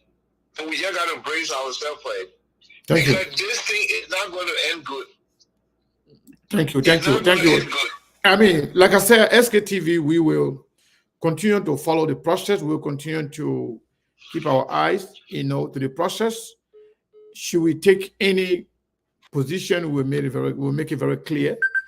But I'm not sure what's going on right now. I'm not sure what we're going to do. We'll flow with the Liberian people. Whatever Liberian people want, that's what we will follow. Like to this caller right here. Caller, what is your name and where are you calling from? Last 4 digits, 6441. Yeah, my name is Emmanuel and I call from Atlanta. I got a question for the Sekou. Did the ANC have pool washers? I don't know. I'm not an ANC person. Maybe they do. Have pool washers, I'm not sure whether ANC was running as ANC though. I think there was CPP. It was a CPP. I'm watching the show. Yeah, I'm telling you now, it was a CPP that running. Maybe ask for a CPP people, not ANC. Did the CPP have a pool washer? Maybe they do, or maybe they did or they did not. I'm not sure. So if the CPP have put washer, then and the few cheated, they should look at the process. Because I personally think from my point of view, and I always share this with Mo, Mr. Cummings lost this election because of most of the diaspora Liberians. They felt that they were so important than other people. That's not true. No. That's not true. Yeah, you got your point, but that's not true. Yeah, okay. If you say that's not true, then that's fine. But let me just speak. What I feel went wrong. People did not really connect to the ordinary people on Mr. Cummings behalf. Most of them were here. After the election, you could see there's a video that was surfacing the internet for about Muna Farah. So these people, they let the man down. They did not listen to the ideas that people brought. They felt that they were better in listening to people's ideas. So at the end of the day, they let Mr. Cummings. That's just the plain and simple truth. Because the number that are going to happen to myself or confuse Hakan or Cummings who came in 2017 and got so much vote will come this time around and cannot get anything. It doesn't make sense. All right, thank you. Thank you, my brother. Thank you so much. Further on, before I take the next caller, that person, that brother who just spoke, his opinion is so awkward and completely opposite of the reality. Nobody knows exactly as to how the people voted because their vote is not being reflected in the result. So you cannot apportion blame to the people that spend their money, took their time, use their body, sacrifice everything. You blame them for the cheating that just happened. That's a shame. The people were cheated. And I was sitting here, everything that we did, I know exactly the work we did for Liberia, it paid off. The reason why it's not being reflected because the people decided to cheat. If you take your eye from that, it's out of apportion blame to people that sacrifice their time and money. That's a shame. Let me take this another caller here. Call 50502 number, last 4 DJ 5166. What is your name and where are you calling from? Thank you so much, Sekou. How you doing? Am I loud and clear? Yeah, you are very loud and clear. Okay, thank you. I'm James calling from Texas. Sekou, let me be very frank with you. I want you to be careful on how you people try to share blame on the Unity Party, that Unity Party is accepting the result. Do you think that Unity Party is happy about this result? No. Well, Unity Party themselves are not happy with the result. They are only accepting this result because they cannot challenge the result because they have nothing in their possession to prove that CDC cheated them because they didn't watch the ballot across the country. My man, you don't tell you they have 90% of the ballot papers. What are you talking about? Sekou, that's not a lie. We all know that lie. So Dylan was lying? We know that lie. It's a lie. If the thing is clear. Because if Unity Party have the 100% tariff, even up tonight they have the 100% tariff, they will not be confused a bit. They will not be confused a bit doubting how Abito get that number. Unity Party themselves, you worry how Abito even got that number. Do you think Unity Party happy? No. But even ANC, the ANC is challenging the result. If ANC has something in their hand, tangible to challenge the result, let it bring it out and quote unquote and see what a Unity Party will not join them. But because ANC themselves are only complete because they themselves have nothing in their possession. Unity Party have nothing. My man, you sound like a CDC man. No, I'm coming. Yeah, you sound like a CDC. When a CDC, yeah, you sound like a CDC. I'm not going to cut you off. I just interjecting. Go ahead. I supported Joseph Nima Boyka. I still support Joseph Nima Boyka. Okay. But myself, I'm disappointed in the Unity Party because they deceive us. They never protected the body. That's why you see we're having this conversation today. Even ANC never protected the body. My man, there was no ANC. Say CPP, man. That thing can hurt me when you call it. The people who want to disrespect the CPP and they want to live in denial like Dara Dillon. They are the one keep calling the CPP ANC. They're doing it willfully as just to make it look like CPP does not exist. You people are so deceitful. The CPP, that's what I'm saying. So the CPP and the Unity Party, they don't have nothing in their possession. Now, with the election, let me just respond to my brother more quickly. More, CDC don't have no system in place that can determine result. Who is the first? Mama, you are a citizen. If Unity Party, You don't CDC here. if Unity Party have a pool washer, and the people go and vote and they wash the ballot after the election, the ballot paper is come and they are in possession. So let me ask you. So do you truly believe that in the entire Montreal County, Mr. Cummings can only get 11,000 votes? Do you truly believe that? I doubt it. Okay. I strongly doubt it. But then how can you say CDC has no way of cheating? Because CDC knows for the way that CPP are not in possession of 100% authority. That's why the Unity Party. But then you So can't. put in the number down. Then you You contradict. cannot say any number. Okay, then you're contradicting yourself now. You agree that the CDC can give themselves any number, give anybody any number because they feel like other people didn't watch, they didn't protect their vote. That can only happen if you don't mind your ballot. That's the only way it can happen. But to say that there's a system that they can play with the system, no. If there's a police center one, I get my pool washer here, 30% can't vote there, I know 50% vote for you, 50% vote for me. There is no way CDC can change it.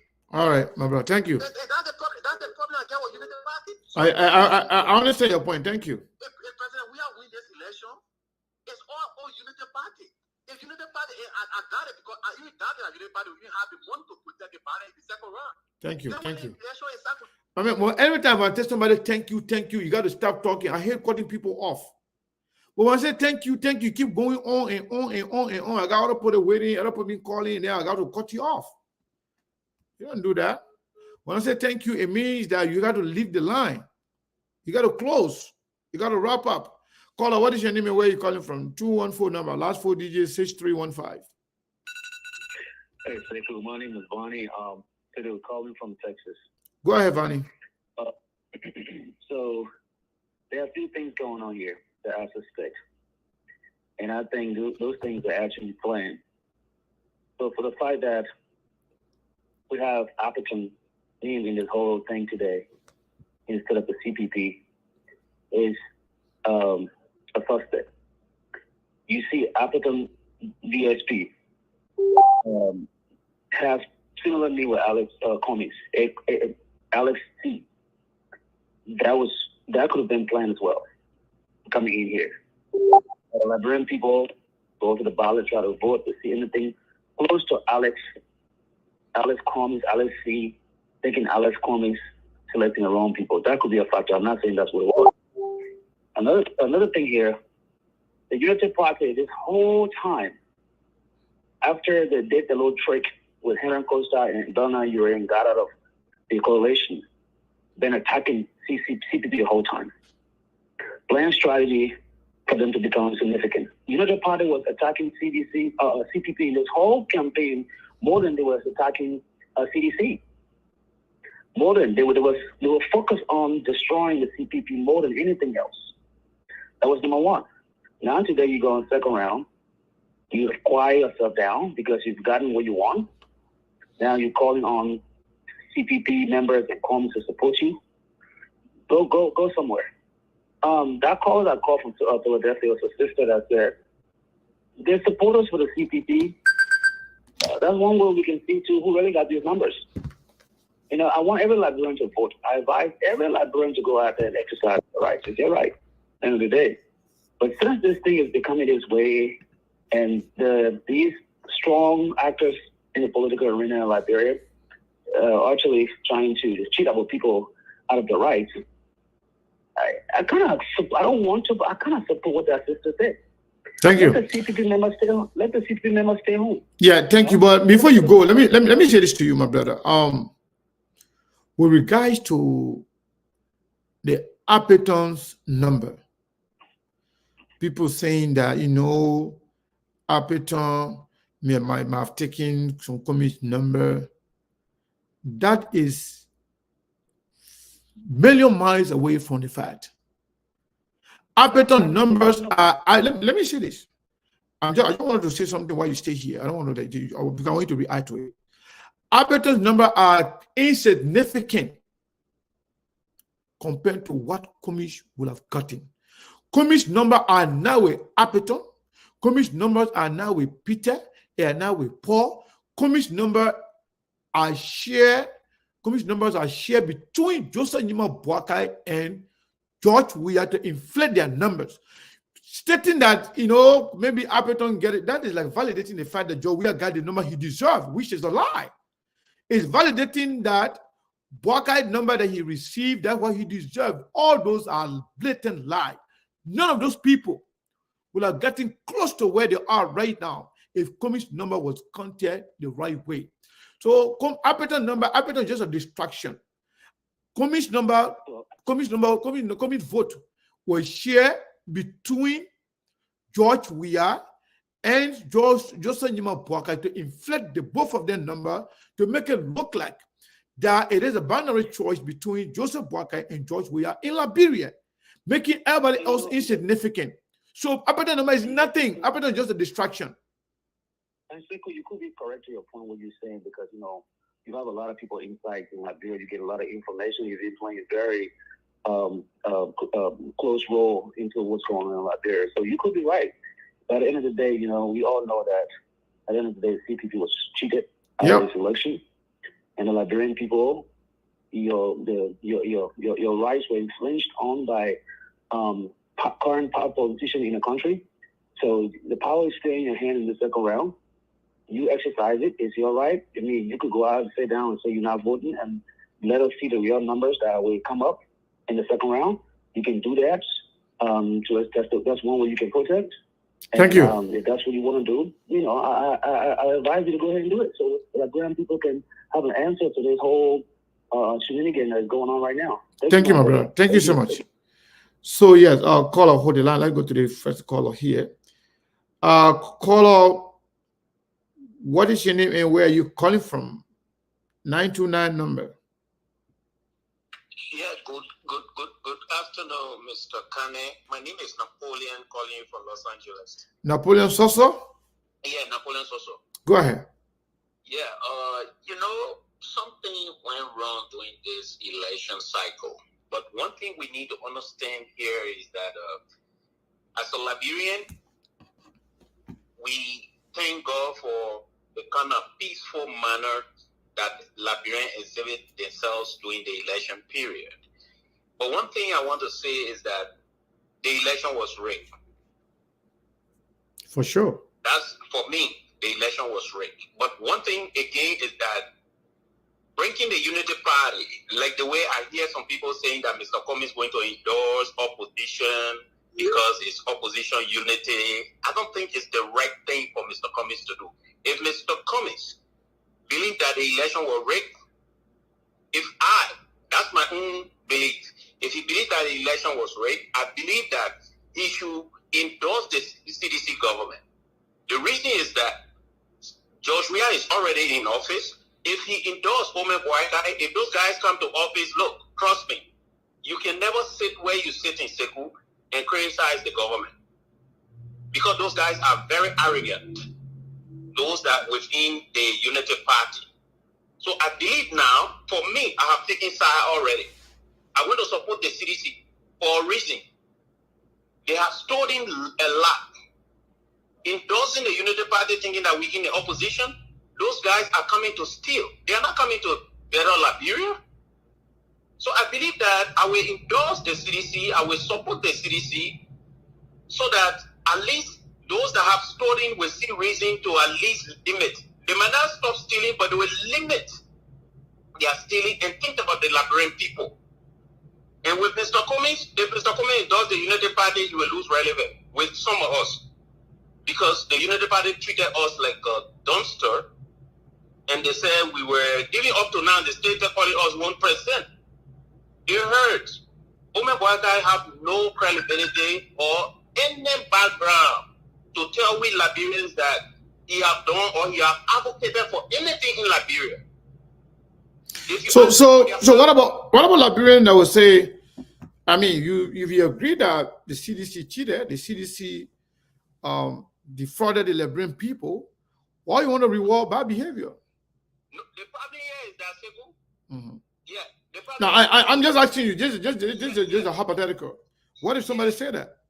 So the reason here is that voting for the Unity Party, knowing that CDC will still win election, why should I waste my time to endorse the Unity Party? Because I know that George Brown will still win. Okay.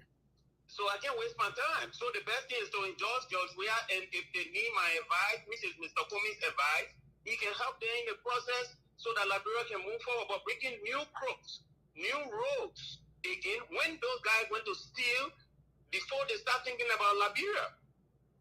That's my point. Thank you. All right. Thank you so much. Let's go to the line here. The next caller here, 770 number, last 4 digit 4048. Hello. Yes, you are live on SKTV. What is your name and where are you calling from? Hi, Sekou. My name is James Davis, and I'm calling from Nakula, Georgia. Go ahead. Okay, yes. A couple of things I just wanted to point out. A couple of basic things. For example, you either believe that the election was rigged or not. You cannot believe it that somebody was rigged and somebody was not, because everybody agreed that the whole Apatow phenomenon is a result of something being rigged. Mhm. So if you believe that they're going to rig it for Apatow to bring Apatow into the picture, then why would you believe that they will rig it to take away votes from Cummings or anybody else? So I think it's just common logic. If they're going, and I agree with Brother Monk when he said that the system was already designed for a particular outcome, and that's the outcome that they wanted. So the Liberian people should realize that they should stand up. If you believe that it was rigged, let's face it, but you don't believe part of it was not rigged. Okay. Oh, just hold the line. I'm getting a call from Liberia. Let me see with that person that oversee. Hello. Yes, hi, Sekou. This is Rosalind calling from Liberia. Rosalind Cooper. Yes, Rosalind Cooper calling from Liberia. Yeah, I saw. I give you preference because you're calling from Liberia. Go ahead. I didn't know who was calling actually, but go ahead. I'll go back to that caller. Thank you for doing that. Now, I just listened to one of the callers that said he believes that the election was rigged, but we should go ahead and support Weah. I think it's a bad idea. We cannot begin to normalize, like you said, the Unity Party people will come in and they will steal, and Weah may not steal a lot. You cannot begin to normalize bad behavior. The election was rigged, period. The decision that the Liberian people have at the moment is a decide. The two factors. What NEC will come out with tomorrow, they will pretty much announce the final results and announce the date for the second round of voting. We will see the actual numbers. From all indications, we were cheated.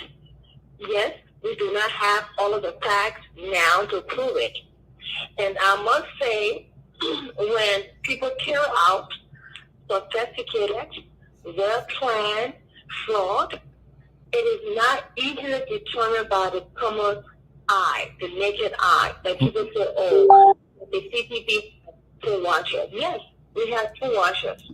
But when you have a sophisticated fraud that was carried out by professionals, it takes time to investigate and come up with the facts. Mm-hmm. So I just want to point that out to many people who ask questions and say, oh, the CCP have poll watchers. Yes, we have poll watchers. Was the election rigged? Yes, the election was rigged. Should we reward bad behavior of George Weah? I mean, the intent of the CDC government was to eliminate the coming off the political scene completely. That was the intent. Okay, and I don't see anyone telling me that I should go and support CDC for trying to kill me. Thank you. That's not going to happen in Humboldt. But we are where we are because of greed. The CPP was the lone driving vehicle that could have gotten rid of President Weah in one round. There were so many ways that we could have kept the CPP together, but that was not the plan of some of our partners. So as it stands, we will see where everything goes. And I just want to say thank you to all of our supporters. A lot of our members made a lot of sacrifices, left their family, left their jobs, left school, and everything to come to be in Liberia. It is not cheap being in Liberia, it's very expensive. And all of us that came on the ground financed our own stay in Liberia. And I cannot imagine how much it cost us to be here. But we did it because we believe in the cause. We believe in Mr. Cummings' vision for Liberia. And if we should do it again, you can bet that we will be back here again.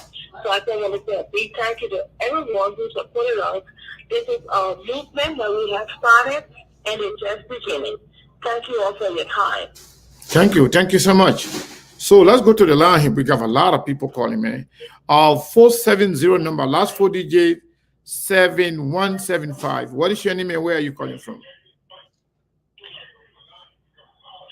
Hello? Hello? Yeah, what is your name and where are you calling from? My name is Yaka and I'm calling from Florida. Go ahead. Yeah, I just heard somebody talking about Mr. Cummings endorsing the CPP or the Unity Party. CDC or the Unity Party? If Mr. Cummings endorsed either one of those evils, the people he opened his mouth and said the evil geniuses, if he endorsed either one of those people, he would have endorsed his destruction, his demise, and his political life would be ruined for good. That's what you think, right? He would have. Huh? I said, that's what you think, right? Yes. Okay. He would have endorsed his own destruction and his political demise. That's what he would have done to himself. I don't think Mr. Cummings, after calling these people evil geniuses, should come back and say, we the Liberian people, we're not stupid. We are not stupid people. If he endorsed either one of those people, he would have endorsed his political demise. Take it to the bank. And these people who sitting in Liberia and taking the Liberian people's silence for granted, they are all for a rude awakening. The silence of a person is more dangerous than a person yelling to the top of his voice. They are all for a rude awakening. The Liberian people being silent don't mean they don't have strength. Don't mean they are cowards. Let them keep doing what they are doing to the Liberian people, but they are all for a rude awakening. Take it to the bank. That's all I got to say today. Thank you. Thank you, my sister. Taking my call. For sure. Thank you. Thank you for your contribution. Wow. Liberian people are ready, man. A lot going on, my people. So, caller, what is your name and where are you calling from? 561 number, last 4 digit 4737. Hey, Sekou. I'm calling from New York City. And I would like to thank you and Steve for the excellent job you've been doing all these years, especially with informing the Liberian people. You guys have done a tremendous job. I'd like to congratulate you. I think all of us Liberians, both at home and abroad, should be very disgusted with this election process. You know, we live here in the United States, and we have been involved in hearing about electioneering and fraud, and actually as way back as maybe the 2000 election with the Florida situation, and certainly with this last election in 2020. So I think we should be particularly incensed by what has gone down in our country in this election. You know, so many people work so hard in anticipation. I feel particularly sorry for a guy like Cummings, who invested his time, his resources, and and really spent a lot of time reaching out to the Liberian people. He did the work, the groundwork. He participated in several cycles of election. He's not somebody who is new to the Liberian scene politically. He's somebody who has done the right thing, who has reach out and introduce himself to the Liberian people, and what he wanted to do, and how he wanted to do it, and to see this election go down, and as we're watching the returns, to see that he wasn't getting votes almost anywhere, anywhere in the country. I mean, his numbers were so low. I mean, it's unbelievable. Anybody who they were so disrespectful, to be honest. No, anybody who has any bit of intelligence, you say, look, something is not right there. And at the same time, that was happening to him, a guy who nobody heard about. Yeah. Somebody whose name just came in there. No, nobody saw him campaign. Nobody saw him even come and introduce himself to the Liberian people. Nobody saw this guy. And almost every precinct he got votes. Yeah. Something has to be wrong with that picture. Thank you. I don't care. Look. Something has to be wrong with that picture. Now, the points you made, you guys have been doing some very nice analysis. But, we are not stupid. The Liberian people in Liberia are not stupid. Neither are we in the diaspora. We're not stupid. Okay? I mean, you got to be really, you must think that we're either stupid or we have no bit of intelligence to think that you can pull this, shit on the people and we will just swallow that. You understand me? Now, I can see, just imagine if this election was fair. You know what would have happened?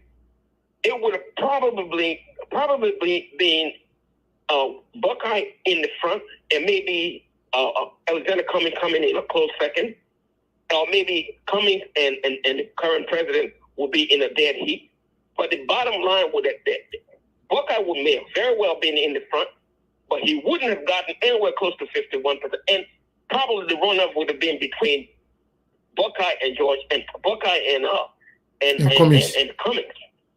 And this current administration, with their co-conspirators, they didn't want to see that happen. My brother, thank you. I want you to wrap up if you can. Please wrap up now. Yeah. You know what I'm saying? Mm-hmm. So, bottom line I'm saying is this is despicable. It's smack in the face of the Liberian people, and this has to be investigated. I'm so ashamed that we have this so-called first branch of government that has done nothing. They need to call for Senate hearings about this to see what the hell happened here and how we're going to make sure that this shit never happens again in the history of this country. Thank you. The election of 1920, PDB King, was worse because it just created names and put them in there. I mean, was even as worse as this one. But I can tell you, man. When everything is said and done, and when this plot is discovered, it could be worse than what happened with Chad DB King. I can tell you that. You're talking about the peace of the country? Yeah. This is ridiculous. This is so insulting. But my brother, thank you for your contribution. We appreciate it. So let's go to the line here. Caller, what is your name and where you calling from? 202 machine. This is a Brookable Power from Washington, D.C. or Maryland, whatever. Are you there? Brookable Power? I'm going to off the line. If you know what? Liberians are so angry. They are so agitated about what happened. Because people are not talking or people are not expressing themselves, they don't have the option, the opportunity to express themselves or people to hear them. Doesn't mean they're not angry. It doesn't mean that they are happy. People are angry. Very much. But I can tell you, everything is possible. Let me go back here, this person. Brookable Power, are you there? Okay, I'll hang up the line. So he was just holding the line, but he's not ready. So yes, indeed, my two Saros, Brazilian monk and Saros Mane from Liberia, were you guys What do you think so far? Oh man, people, I'll try to go back to you guys, and then people are now calling. Yeah, the show is hot today, you know. Yeah, very, very hot. Yeah. They need to be hungry. They need So yeah, to. President Monk, I mean, this guy is back. I don't know, Brokeable Power, are you there? Yeah, I'm here. My man, you on the line, we came after waiting for maybe 10 minutes. I came, but then, I will be listening and sleeping because the way the show is hot today. Go ahead. Yeah, listen, it's hard. What for? But then go ahead. No. Listen, I'm not civil. Let me serious. Look, I listen to my sister talking about the CDC people coming now win. In fact, it's not supporting. In fact, tonight is supporting. Tonight seeing yourself supporting CDC. My sister, look, many of us believe in Kumi. We believe that Kumi is a leader. But we don't want to make this out of politics and we're not telling them it never to be weak. Look, the election went and gone. You see those things happen. Look, you all saw that from the people that are, look, even if you not support President Weah, and you decide to support the UP, it tells you that you are not serious. Because the people that make you be that vote in God is a shame you So if you think CCC is bad, then UP, then you must be joking. Those are people that stop coming vote. They stop coming vote for the one. So if you think Kumi is UP is better, then take that race. But I tell you that we'll meet at the end. But I sure we will win our election. Without you or with you. But I sure Kumi himself will not even allow that thing to happen. My man, you are a clear definition of CDC. No, that's not to me. Yeah, I know. The people who have me food instead. They person destroy you. They person they say all kind of people. So to you now, United Party and CDC, who actually destroy Cummings? How? Is United Party the one responsible for the election commission? Is the United Party the one that actually control the election commission? Is the United Party that actually pay them money to go to do whatever they did? Is the United Party that did that? Listen, I told you that day. When somebody working together, and you and myself are friends, then you know about me. Then after we and myself part. Anything I say to somebody, we say to somebody that person believe you, then anybody. Okay. You know, if them preach, they make it to known that Kumi was a serious partner in the opposition. So those people that not support we are and not love we are, they prefer voting for them than Kumi. Okay. That's not happening to Kumi. All right, thank you. I think this is a problem. You will be joking. So who is the problem? Who is the problem here? You know, the problem is a serious problem. For tomorrow, the other tomorrow, the next year, you have a problem. All right, thank you so much. All right, caller, what is your name and where you calling from? Last 4 DJ 6148.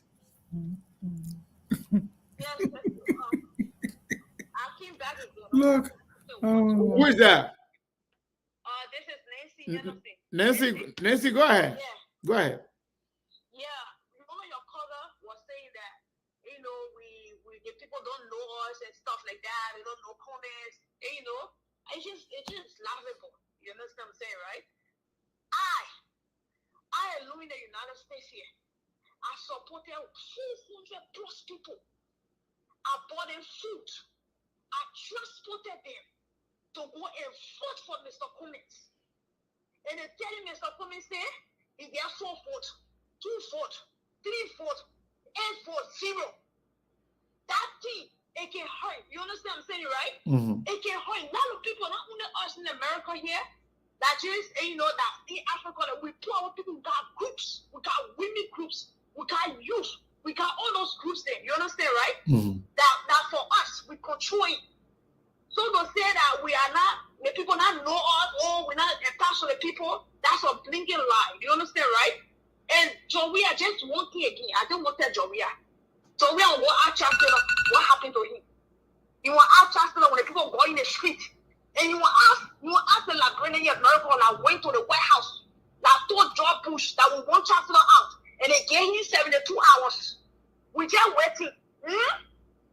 I just talking about Joria. We waiting for you. Just keep that other one. But let me inform you. They're not only your way out, but most of the able lieutenants are watching too. They're listening to you right now. So say directly what you want to say to them. Let them hear you. Yes, I will tell them. Let them go ask Chancellor. What keep Chancellor out of Liberia there? But I hope you're not preaching war though. No, I'm not preaching. No, they will not. Okay, I want to make sure SKTV is I want to make sure SKTV is safe. Oh.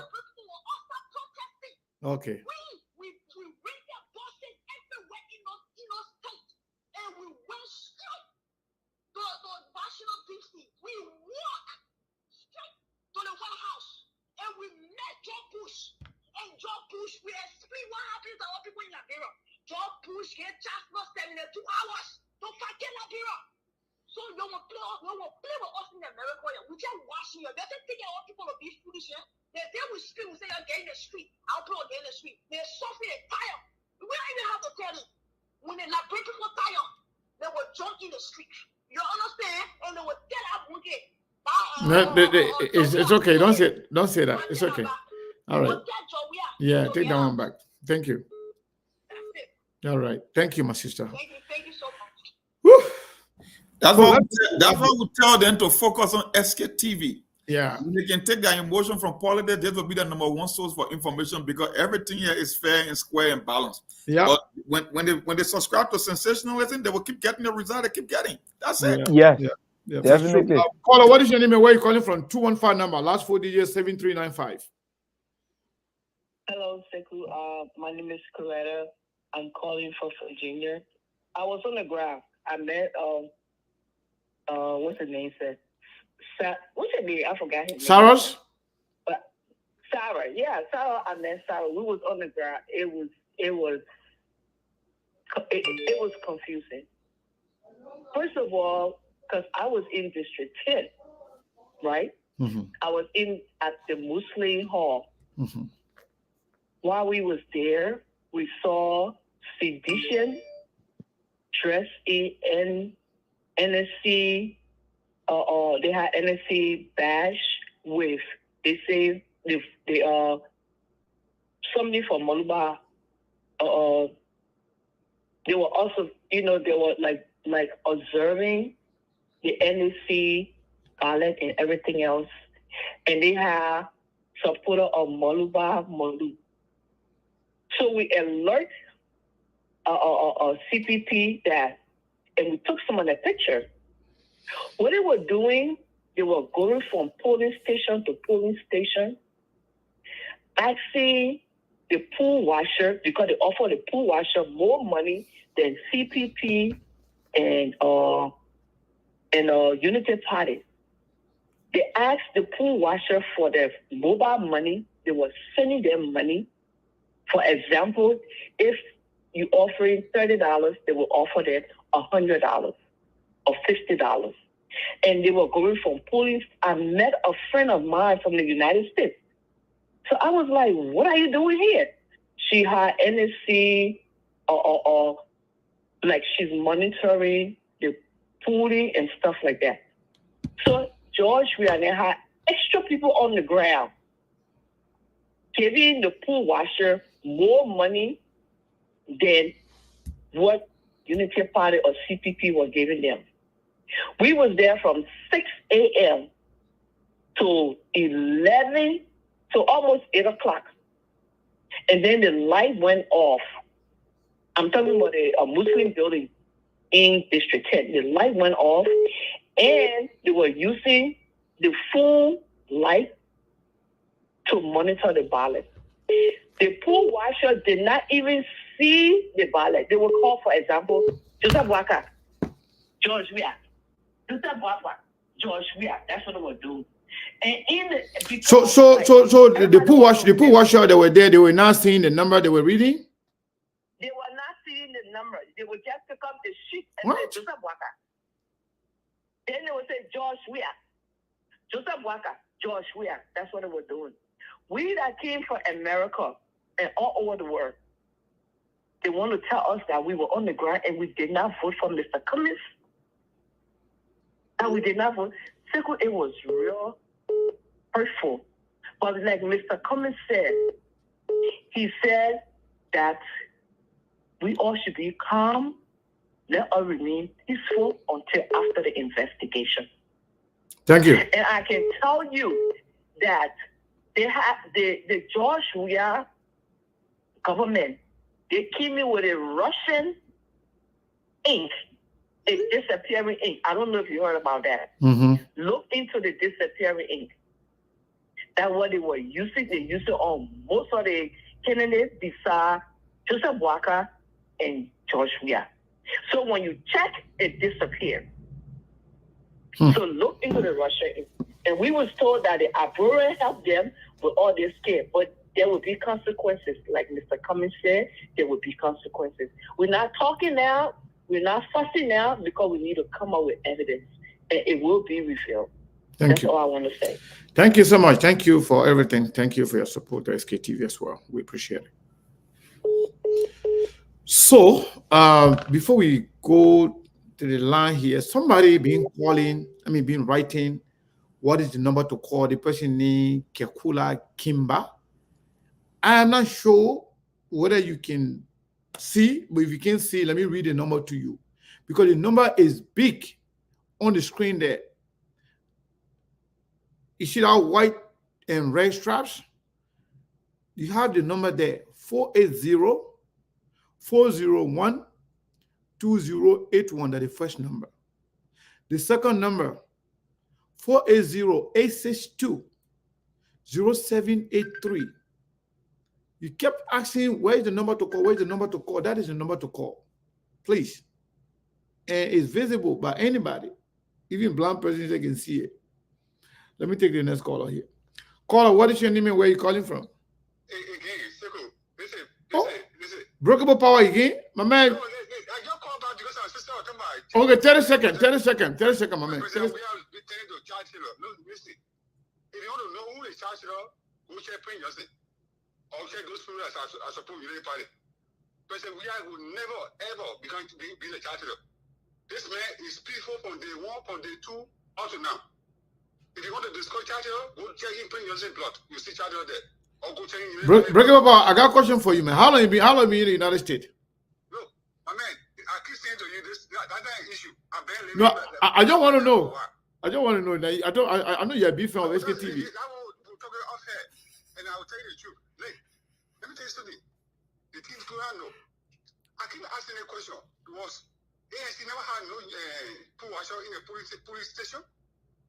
Do you know? I hear somebody talking about we cover a member go to go vote.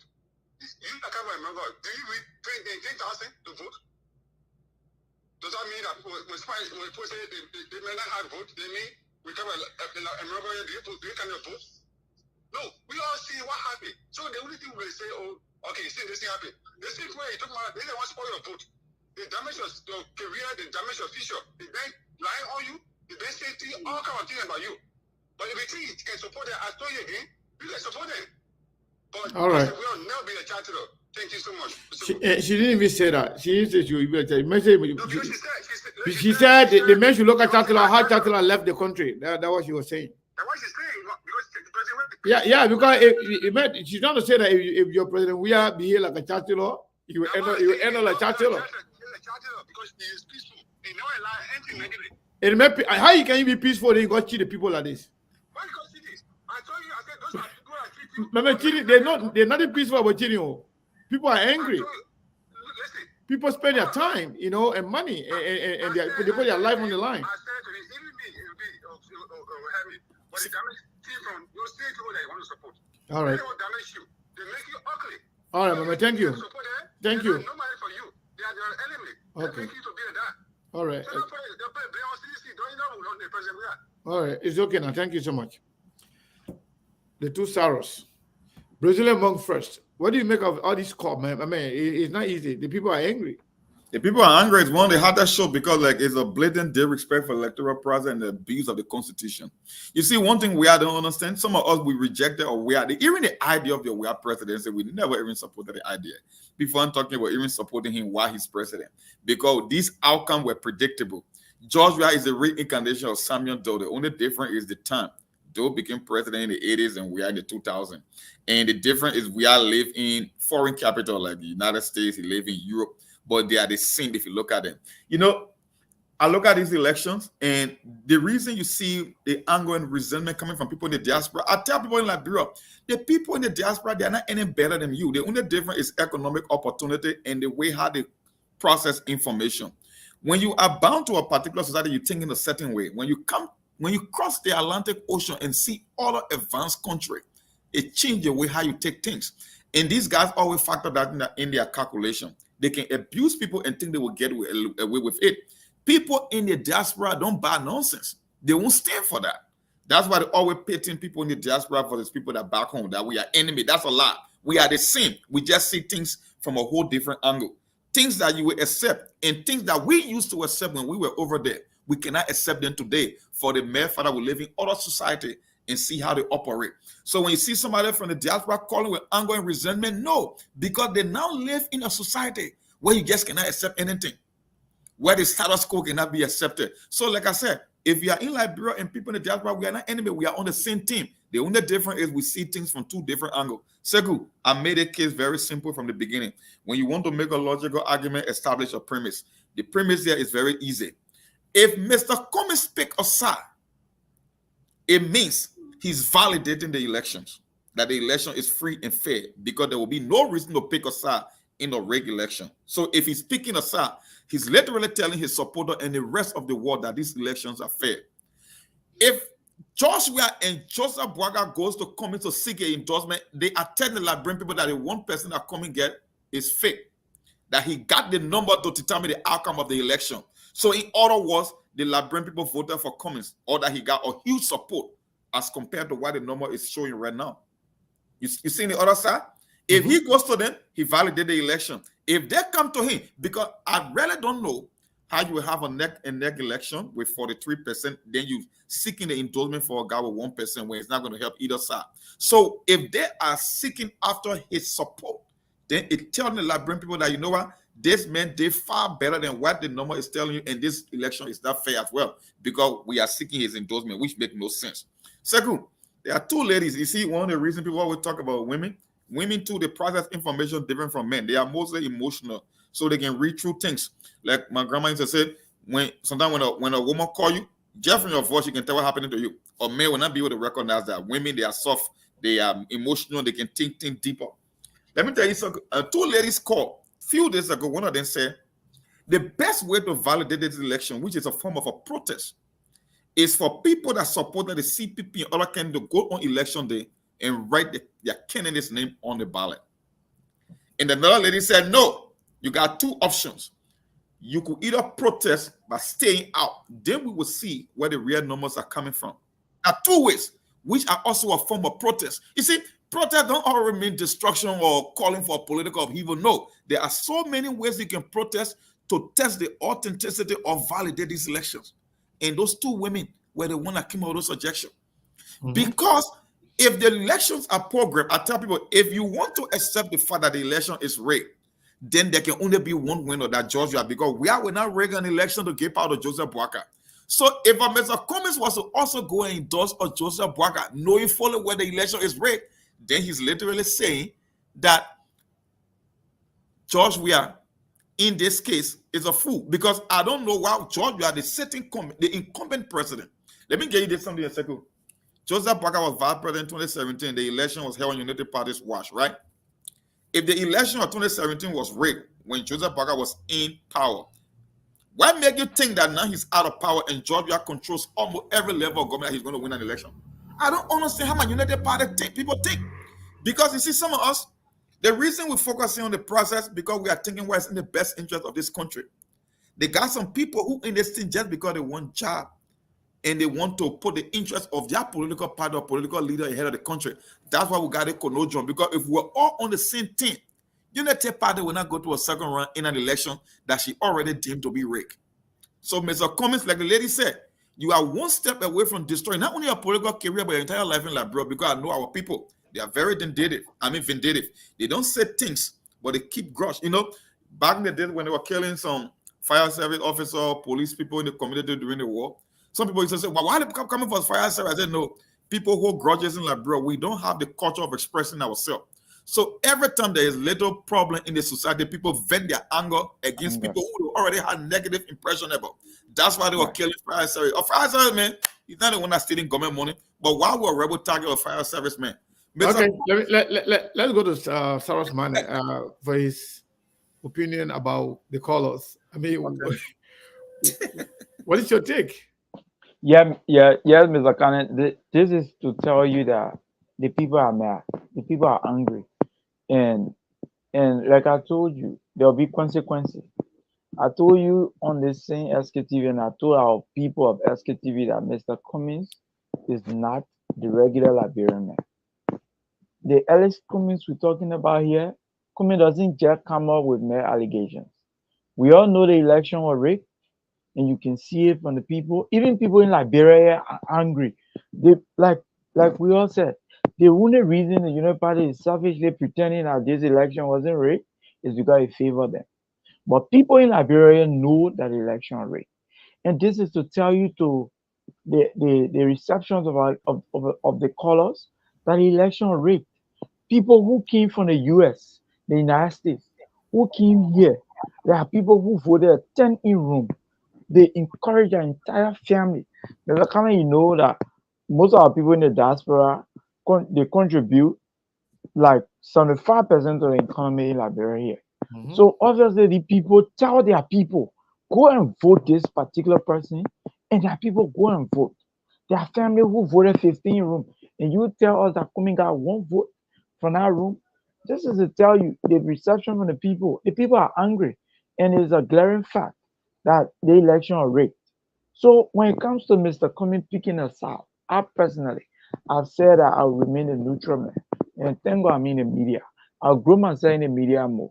I'll remain a neutral man because this time is a kind of, let me tell you, the city's additional money, I could go and support any of the two for a personal or selfish interest.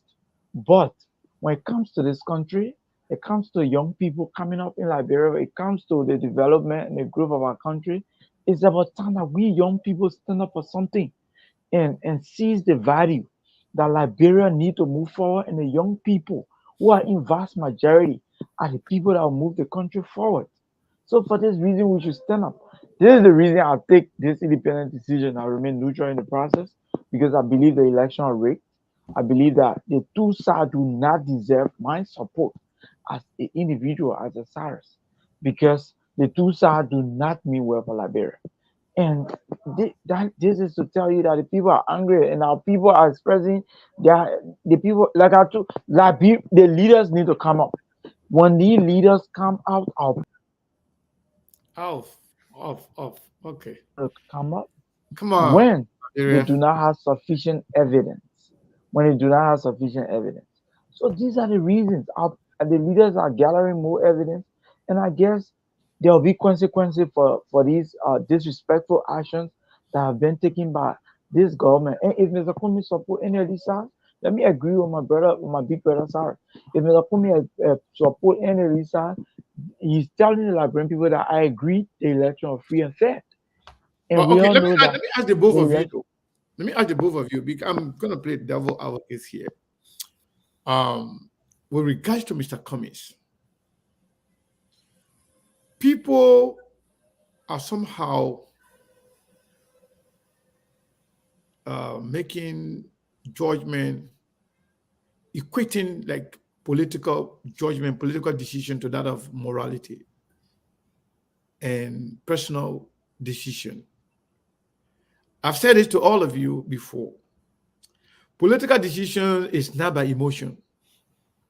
Political decision is not about how you feel about certain things, but it's about interest, what lies ahead, what you intend to do, and what you want to achieve. If you make a decision, political decision based on emotion, you will spend the rest of your life in opposition. You will not get anything, especially a country like Liberia. You got to be very strategic. You got to be very measured. You got to calculate. Mr. Cummings is not stupid. Mr. Cummings I know everybody invested a lot in this thing, but I believe everybody that supported Mr. Cummings invested more than any other person. Whether his personal finances, his person, his family, and everything else. I think everybody else kind of supplemented what he was doing. So let people be careful in terms of threatening Cummings, in terms of making statements as if to say Cummings is just kind of dumb person, or Cummings is not a greedy person. We know that. Cummings is not just somebody who can just make hasty decision. If you believe in Cummings, if you trust him, and you know that Cummings is your leader, and you believe his judgment, allow him to process these things and make the right decision.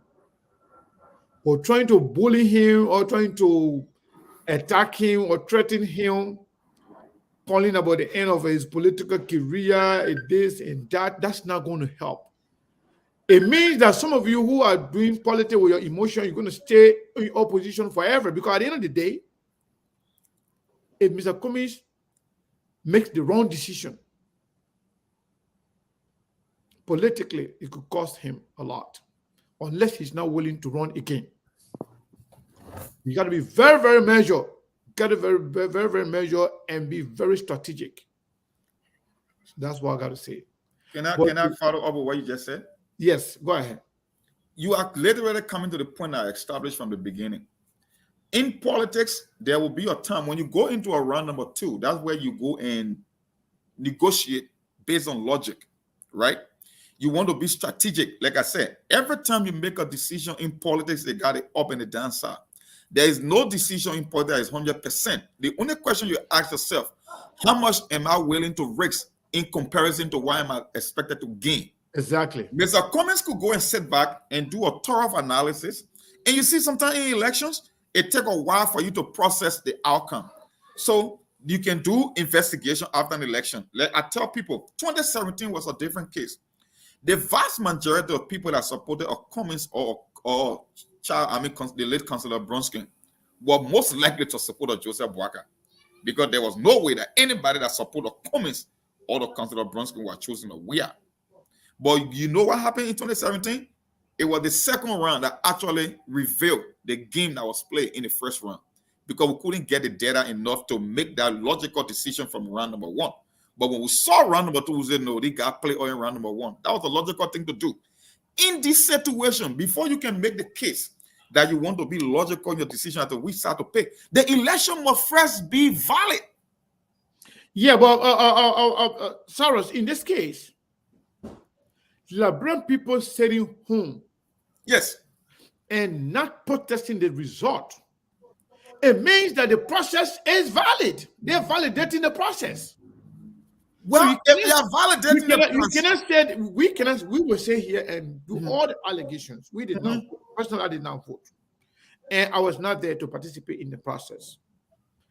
My judgment to say that the process was fraudulent, I'm saying that from a numerical standpoint, because I believe that these numbers are not making sense. Okay.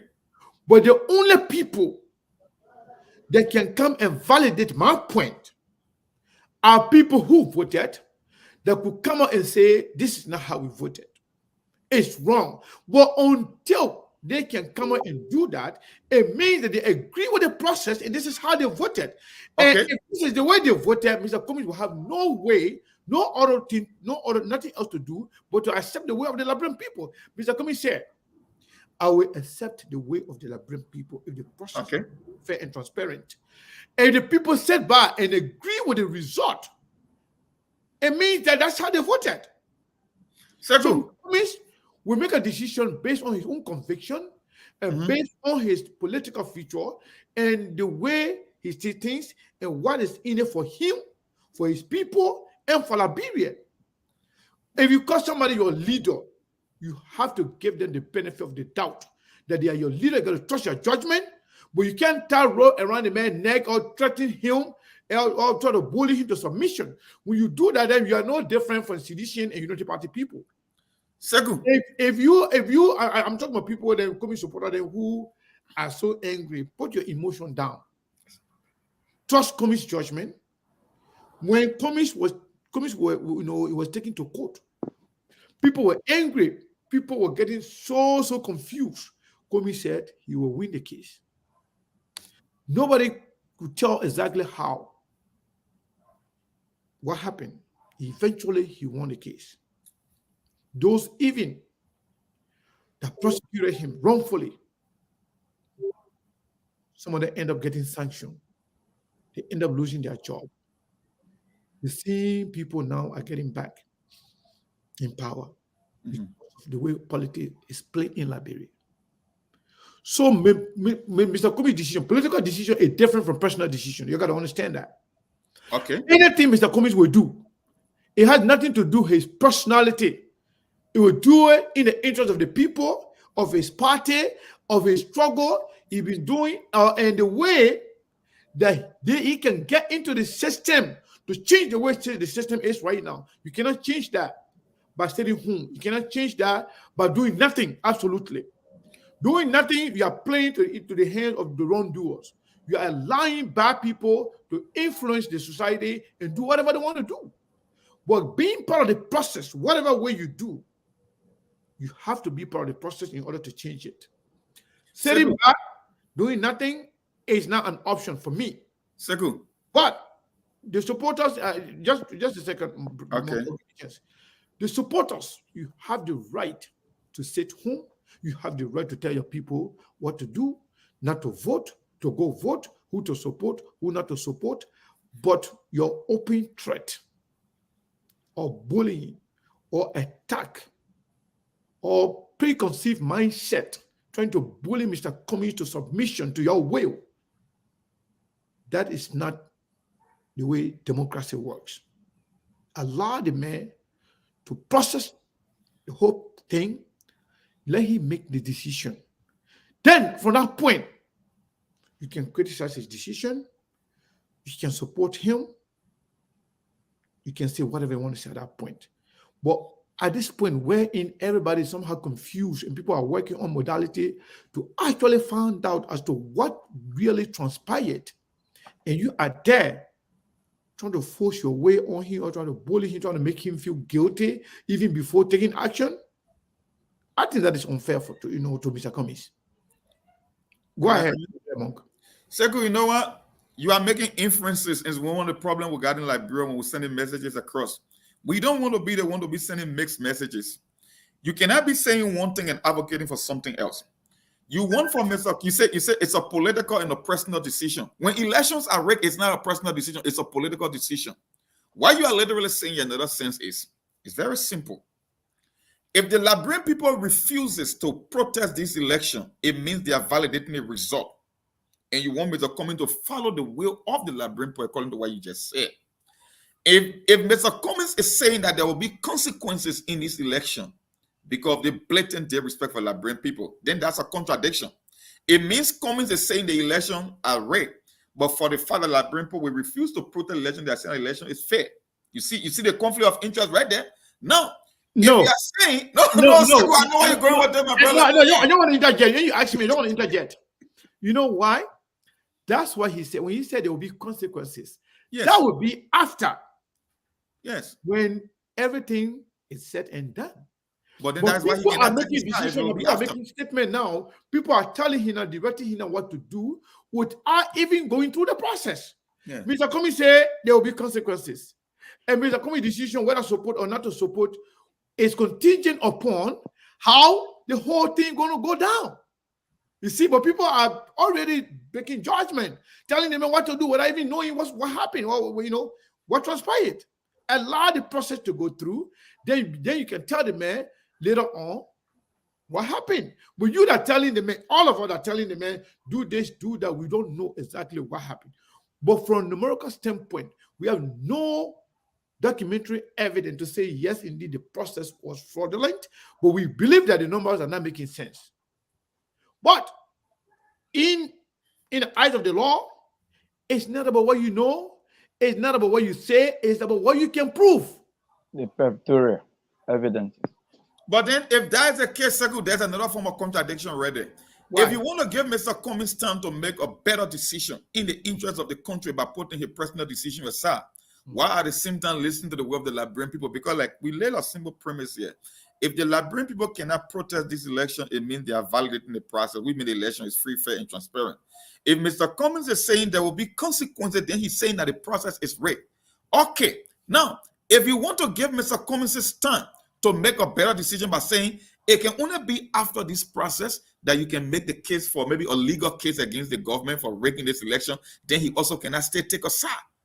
Because then how do you give me your time if you're already making your decision? So in other sense, the people who are making that argument are literally saying Mr. Cummings should endorse the Unity Party. They might not say it right, but what they're saying, because there are two horses in this race, CDC and Unity Party. If CDC is the one that controlling the process and you are telling us that there should be consequences and the election is rigged, it means only CDC can rig the election, then the victim in the case will be a Joseph Boakai, because he's not the one that controls the system. So if you want for Mr. Cummings to make a decision rather than letting the process to play out, then just come out to say, Mr. Cummings, you might as well endorse the Unity Party, or else you could face a political repercussion. That's just what it means. It's just simple. I don't believe, before Sarah can come in, Sarah's money can come in. I don't think a political repercussion in Liberia. Anyway, let me not say this, because what about what I'm about to say right now will project some kind of support for one person against the other. So let me not say it. But Mr. Kane, before like you were saying something, if we talking about political replication, Mr. Kane, you remember in 2017, Mr. Cummings remained neutral, and it was one of the things that we're trying to get out of the heads of the Liberian people. They were like, oh, your political leader was selfish and he didn't support none of these two people. He remained neutral because he didn't win the process. So, I mean, this is a tough decision, but I can tell you here, I trust Mr. Cummings' judgment. And I can tell our supporters, so many of our supporters, Mr. Cummings, I'm not saying he should agree with the results of the election, because I know the particular man that I take as a leader. I know him very well. He's not the regular Liberian. He will not do things the regular way Liberian people do it. But he's not the kind of man who buy into threats. Mr. Cummings doesn't buy into threats. He's one person who makes decisions when he knows the decisions are right. So for this one, I can count on him for that. And I trust his decisions as well. But again, we are not agreeing with the election results, and we also saying that we do not have sufficient evidence, which we know that Mr. Cummings is gathering per his investigation. He's gathering sufficient evidence, because in a court of law, you can't just say it's not verbal talking. You don't say things verbally. You have to present sufficient evidence to back your claims that yes, the election was rigged. We know that he's gathering his evidence. But again, pledging support to his side means that Mr. Cummings has agreed, he alluded to the fact that the election was free and fair, because in the eyes of one political party, that is the Unity Party, they have agreed with the CDC that this election is free and fair. So Mr. Kane, then how do we all gather this and take it as one thought? This is where you're muted. I guess you're muted. Yeah, you are muted. Yeah, I'm sorry. So let me just say this. To some extent, I agree with both of you. But let me tell you the thing here. Personally, I don't know what Mr. Cummings is thinking. But I know Mr. Cummings being talked to by both parties. Mr. Cummings also being talked to by people within his inner cycle. I know, I am aware that, let me say that maybe there will be a breaking news to some of you. I am aware that the CPP has a committee already that is talking to both parties. And that committee will help them to determine what happened, whether or not they will tell their supporters to sit home and support nobody, whether or not they should support Joseph Boakai based on their funding and what is in it for their party, for their people, and for Liberia, whether or not they will support President Weah based on what they know and what is in it for their party, for Liberia, and for themselves. Yeah. That committee is already being formed, and I know it. Somebody will be surprised, how did you know? But I know. Sekou, hold on. Yeah. Go ahead.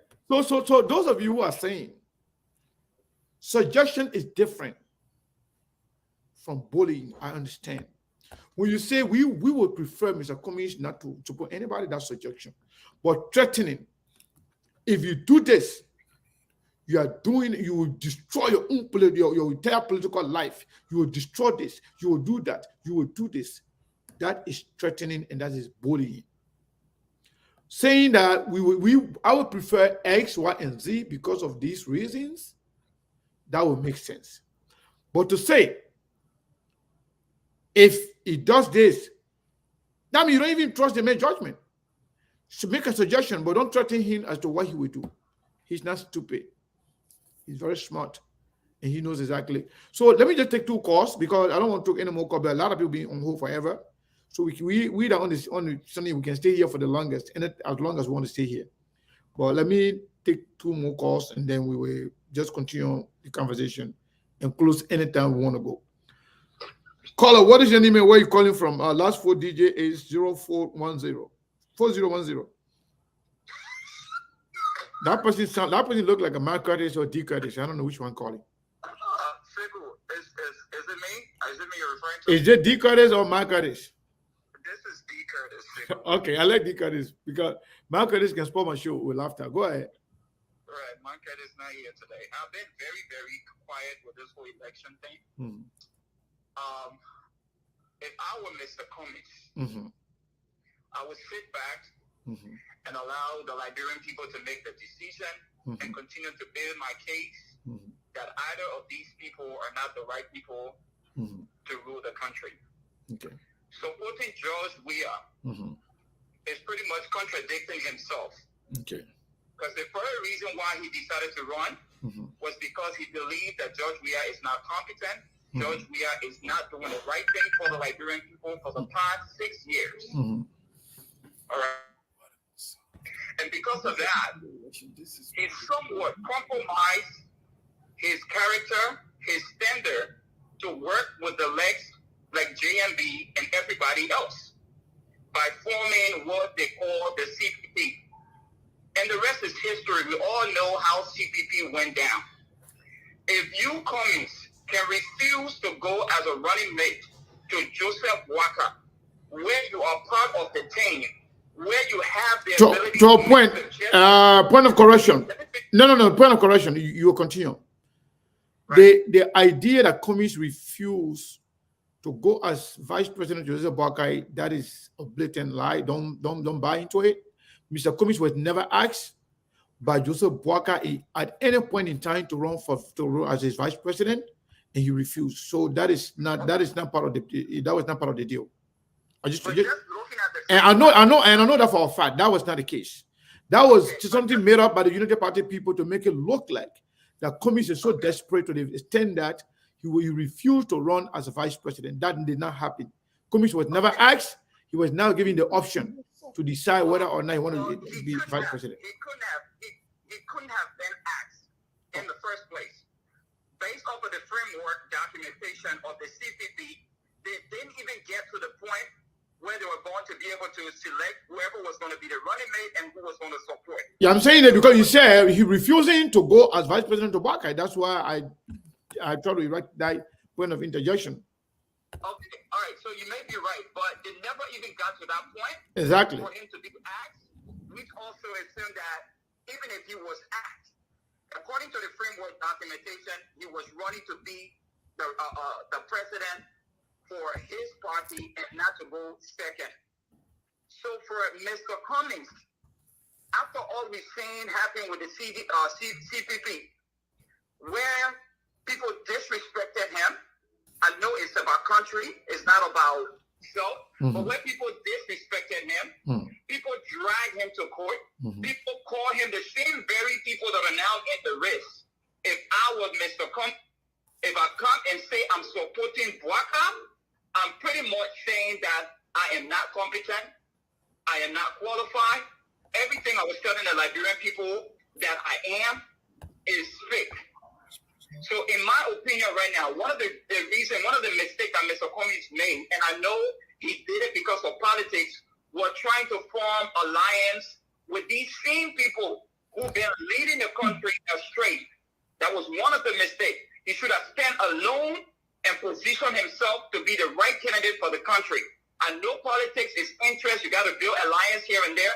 But sometimes you got to be willing to go against the crowd and also people to believe in what you have. And this is the moment for me. If I were Mr. Cummings, I would stand my ground that I am the right person for this country by not giving my support to either one of these people. All right. Thank you. I mean, you have some good points there, my brother. A lot of valid points. The only part I kind of like try to correct was the part that would, he refused to go as he refused to go as vice president because that did not happen. I just want to make sure we set the record straight. A lot of people listening. And Sekou, people will listen after that. But thank you so much, my brother, as always. That's why I let D Curtis. I don't let Mike Curtis. Mike Curtis can make me laugh. D Curtis is very intelligent. Thank you, my brother. All right. So we still have. Let me take some calls, please. Please, are you there? Yes, I'm sorry for the long wait, my brother. Go ahead. Yeah, 15 minutes, 20 seconds. I know. I'm sorry. I got people waiting longer than you. I understand. We will wait because SKTV is an authentic and I think it's the future of Liberia analysis and bringing information to our people. We are waiting forward for public option where we're hoping the other branches in Liberia and other parts of Africa. Thank you. Sekou, I want to put you in a situation you can't handle. Go ahead. You always do. I want to in this public space bring this issue to you so that way I can put you in. Sekou, can you be my vice president candidate for 2029? That situation I can't handle. I said no. Big no. Okay, you know what? Sometimes no it doesn't mean no. Sometimes no means let's talk about it in the back room. So we'll talk about it in the back room. However, listen, Sekou, I concur with you for after a very long time. I think that it is important that we allow Cummings as a leader to process this information and make the decision that will be in the best interest of the institution. I believe he's building an institution. I believe the institution will live in perpetuity after him. So I think that we should allow that to happen. However, I want it to be done not in a way and fashion that will not legitimize anything that is happening that is against the interest of the Liberian people. His message that he put out there is clear, is conscientious, and it tells you the kind of leader he will be if he decides to run again, because I know he said he's not running again, but this is politics. He hasn't said anything after the election, so we will wait. Yeah. We don't know. My man, the politics is dynamic, yeah. When a party from the ANC lost his life trying to champion the cause for him, and he felt touched and he felt that he should continue the process, and now how he ran into it for 2023. So I feel that the Liberian people petition him because it seems that Liberian people seem to be consistent, and it seems that they have reserved the scope for 2029 for Cummings. But Cummings just have to be careful. You know, that's why I have to say Sekou. But however, we'll be in the race. I will be for the first time running against the man that I want to put it. So 2029, we're going there. All right, we'll see. We'll talk and we'll scrutinize you very, very big in a big way. All right. I'll be serving as campaign chairman after. You see, let's to this caller here, man. When I say I'm leaving, people keep calling. A lot of calls. Yeah, they had their show now. I mean, everybody wants to Google calling to Google. Call my direct number. Call my direct number. The other number you're calling right now is not going to go through because I have 2 people or 3 people even waiting on. So 651 number, last 4 digits 7671. Please, my people, 30 seconds only. So I can take more people. All right, Sekou, I won't be long. Thank you. Go ahead. My name is Jackson. I'm calling from Minnesota. Sekou, one thing I want you to understand is that Mr. Cummings is a man that looks to his people. Whatever his people tell him, that's where he's going to go. His people are telling him, you need to stay neutral. Some of your people, you need to stay some of your people are telling him that, but you don't know what other people are telling him. Because he said majority of the people because he found part of those people. The majority of the people are telling him that we feel that in chat room is only at least 1% of the people in our chat room will tell you take that. I'm telling you that this election, we have all agreed that this election is fraudulent. Mr. Cummings will not be taking side in this election. As much as I don't know what he has heard, I know he listens to the people. That's the reason why he always giving the theory. He always giving his leader in lies theory. And those theory tells you that Mr. Cummings is the man that listens to his people. Believe me, I know Mr. Cummings will do the right thing. Mr. Cummings will listen to his people. If people don't want him to join any of these corrupt groups, that's the same reason that brought us here. We never wanted to join the CPP. The Nigerian people, that's what the Nigerian people want. And that's, they were ending us into this place. We don't want this. Anything I call neutral, we're going to be neutral. There's a serious really hurt right now. Some of us are hurt. We don't even want to come on anything. Okay, I can tell. Right now, I'm sorry, but it's okay, my brother. It's okay. Yeah. Now it's sad. This thing is painful, Sekou. Some people can't do it. 763 number, last 4 digit 5104. What is your name and where are you calling from? Hi, Sekou. My name is Wanga. I'm calling from Minnesota. Go ahead, Wanga. Yes. So I've been listening, and I know yesterday you said that your people, we are your family. So no matter what the situation is, I think I told you, I said some of us will be there to support you. Yeah. No matter what, even if it is hard, we will do it monthly, but we try. However, I want to be able to answer D Credit. Mm-hmm. If D Credit, who is a very smart guy, is able to come on your show and tell you that, oh, Mr. Cummings refused to go. Imagine the little man in Monrovia and in Liberia. That's the notion that you need to party carry around. Because even I have family members that come and say, oh, but why is it the puppy? So I said, even if the puppy had asked Mr. Cummings, why should Mr. Cummings rather go? Because this is a man who did not believe in Mr. Cummings. We have to look at it in the other way. There are so many ways that people can protest. You can protest by not going to the election. You can protest by sitting down. At the end of the day, it is going to be what it is. I personally believe, George, we already had the election. That's my opinion. And anybody who come after me, I'm coming after you.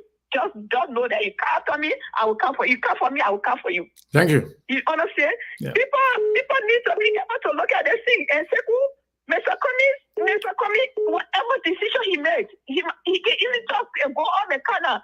Nobody going to listen to him. Period. People have said they're not going. If they want to go, fine. He might only get maybe 10% of the people. But if people said, because there was a unique person that came on one of the shows talking about, said, you couldn't even get 1%. We told you we're going to get 400 and we double it. They believe in that number. They believe that's the number they got. So if people say they do go there to validate what they are saying, definitely they will know who's telling the truth. Thank you. Thank you. Yes, the notion that they have, they have all those things, it is bogus. They never asked Mr. Cummings, period. All right. I love you, Sekou. Thank Thank you you for everything. Thank you for sure. Thank you so much. Woo. Caller, what is your name and The host is exhausted already. It's not Yeah, easy. caller, what is your name and where are you calling from? Last word is 0733. I was just calling because if Mr. Okami was still good enough to be in the third or the second or the first, why isn't he good enough now for them to go to him to vote and not to agree to vote for them? You know, Liberian people, they like a dog. They want to be biting you, but they see that they want to bite your dog. Don't use that kind of expression on SKTV. Yeah. Yeah, we don't. Yeah, we you don't can't talk use about it on SKTV. Please take it back. Yeah, sorry. Just say, use something closer, but. I'm sorry, but I finished saying it. All right. Don't say it again, please. Yeah. You know, they say, don't bite his hand, I can feel you. They listen to Mr. Okami. This is the second time they're cheating that man. So if he not qualified to be president, if he not qualified in the league, what makes them to think he qualified now for him to get for him to vote for them? Okay. Good question. Thank you so much. You know, like people when they do things, one thing I noticed that for us, we don't think before we do things. Then we'll come back later on, like, let back on, be back on. Start, no back on, be back on. Because the reason I'm saying it, in secretly, I have 6 of my people to vote for Mr. Okami and Mr. Benedict. If they come up, 30 of my people voted for Mr. Okami. In Monrovia, I have my niece and my nephew to vote for Mr. Okami. For them to come back and say that man didn't have vote, and they say they have numbers, and they really all the big numbers. So why is it they need people now to vote for them to win? So they got all the numbers that they're calling. So they don't need to go to nobody else to help them to win the presidency. What, you know, so we need to start saying, that for the country of Liberia. So what about the other people? Thank you. Thank you so much. And I told my family member, I've been calling everyone that I said not to vote for none of them. Liberia going to go down, they start letting go down. But I've been calling all my people to tell not to vote for Joseph Baba or Josh Weah. You know, because they stole the election and they respected the Liberian people and they respected my family.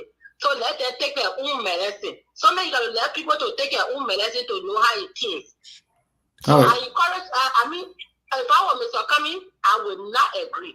All right. Thank you so much. Okay. Thank you. So, nice. so the two Saros, Brazilian monk first. Yes. Before I say this, let me recognize somebody. Somebody that been on my back today, been attacking me, but the person still sent $30 to SKTV to support us. Beverly Fajibo, thank you so much. I can say I'm not calling you anymore, so I let her call name. Thank you so much, for the support. We really, really appreciate it. Since the election, people not even care about SKTV no more. No, they will come back. They just mad. It's the tension. I know. The emotional aspect of it. So that's why I'm calming the people down. Don't follow your emotion. Yeah, calm down. This is politics. Calm down. I know you're hurt, but let me say this. Let's talk politics for a minute. If Mr. Cummings is going to run again, his decision to support one person against the other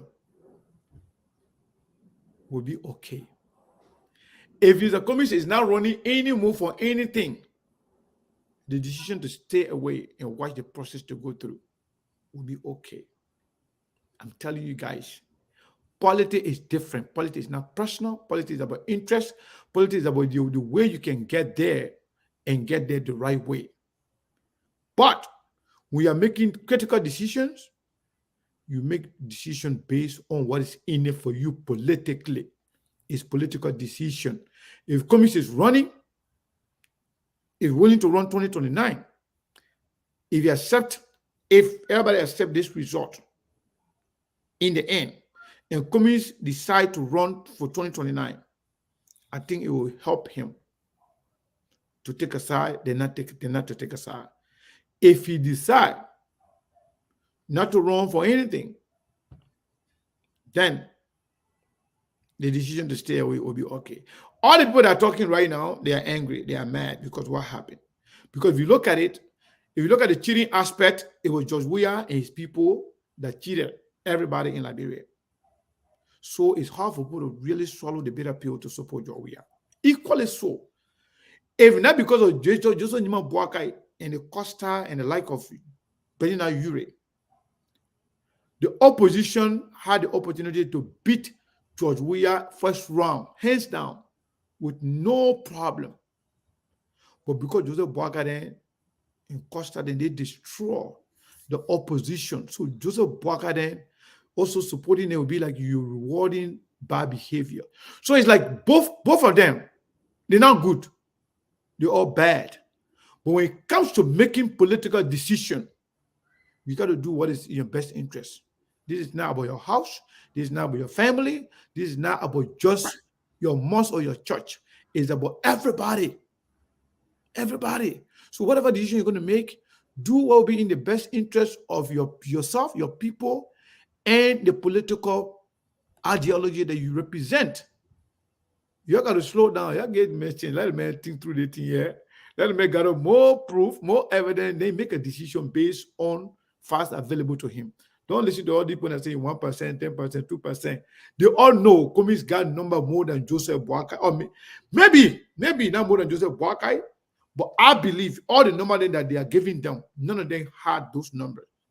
Those numbers were inflated for both George Weah and Joseph Boakai. They know that. This election was if it was going to be free and fair, Komis will have been in the second round, regardless with who. And they know that. That's why they all want Komis and supported them to support them. But it's a critical decision. But let's take it easy. Let's take it small.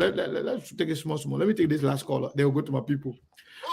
Caller, what is your name and where you calling from? 301 number. Last 4 DJ 5783. 3110. Hey, you need to. Your name is? Samuel Hall. Samuel Hall from Los Angeles, California. Go ahead. Yeah, man. Look, thanks, man, for the host. I'd like to commend you. Thank Mr. Host. I like your demeanor. Your demeanor and the way you're hosting the show, correcting that lady when she called Liberian people dumb. I thought that was very profound and astute of you. Thank you. Thank you. Yeah. So I get to the point. The point here is, look, Alexander Cummings, when he got to Liberia, first of all, he knows his system.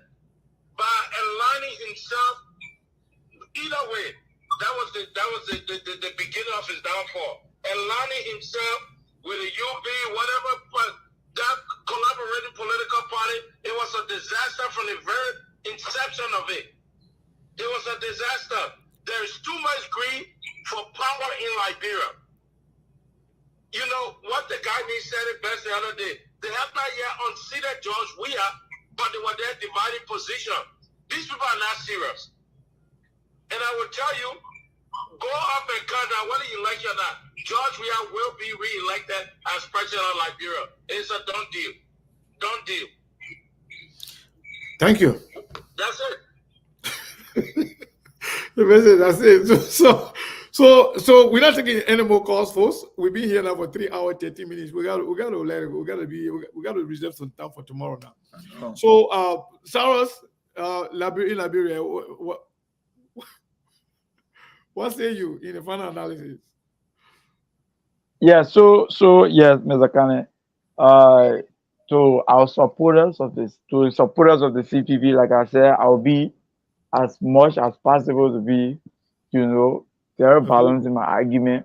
But let me plead to the CPP supporter, because this one is not a hidden fact. It's a glaring fact that I am a loyalist and a supporter of Alexander Benedict Cummings, because I believe in him and I know he is the right man.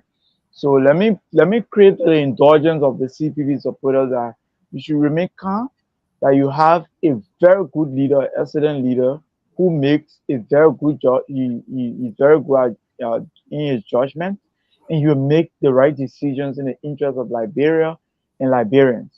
And yes, Mr. Kane, this election, like I told you, Mr. Cummings said, there will be consequences.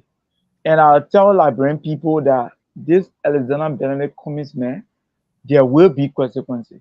He's not going to let this, but he is not the normal Liberian man who do things who rush to do things. Mr. Cummings will take his time.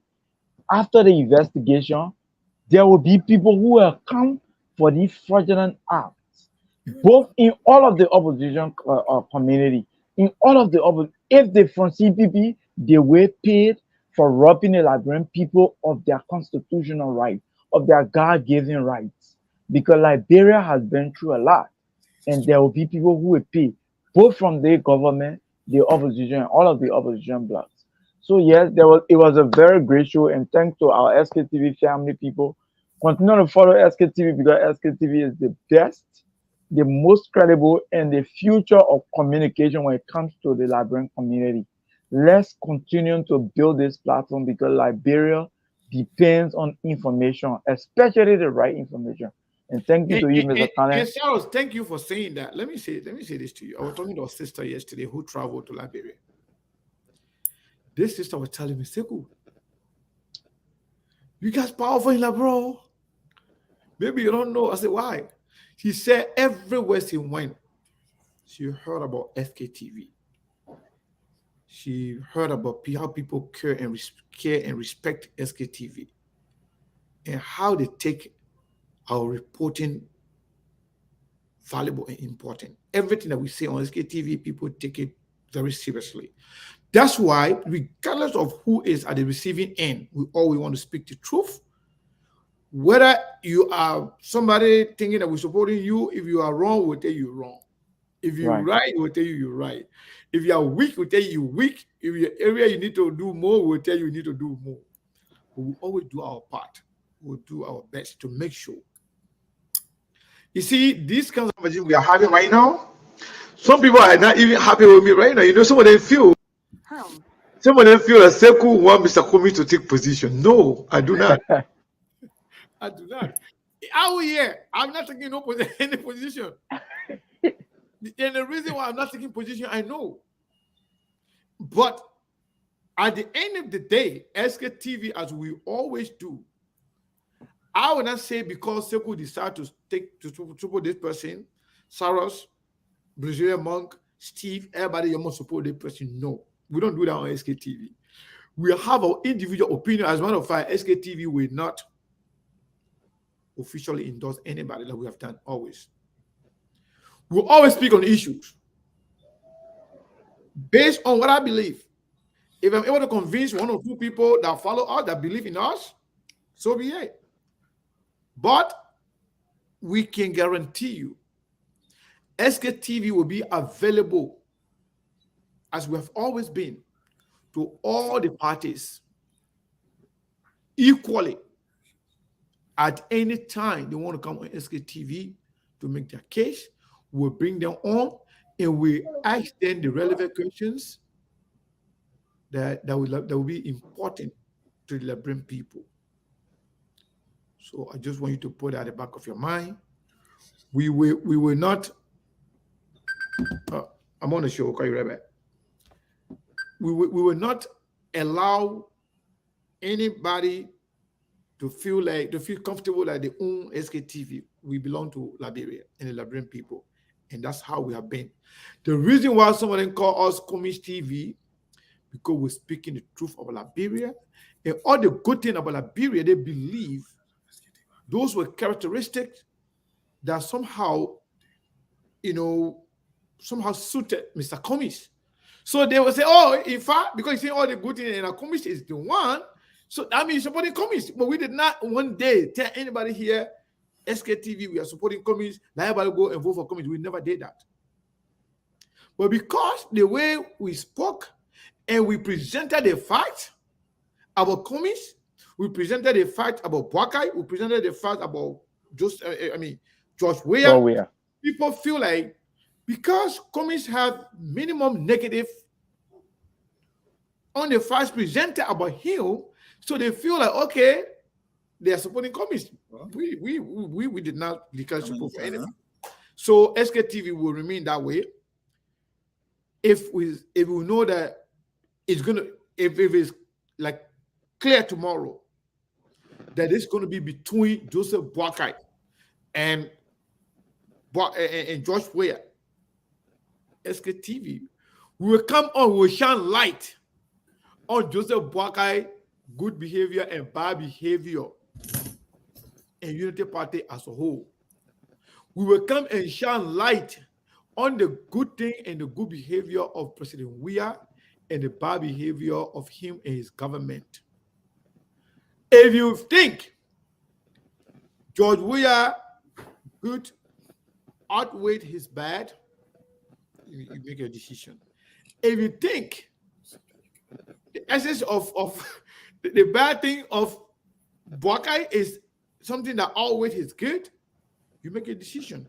Or you kind of weigh the two options, the two of them, based on the facts available. You can make a decision. You can also decide, say, cool, we don't care what you think. We don't care what you say here. For us, the way we are hurt, we're not supporting any party. That is also your right. But I believe, in my judgment, if you're a supporter of Cummings, you should tone down your rhetoric. Believe in the man, trust him, trust his judgment,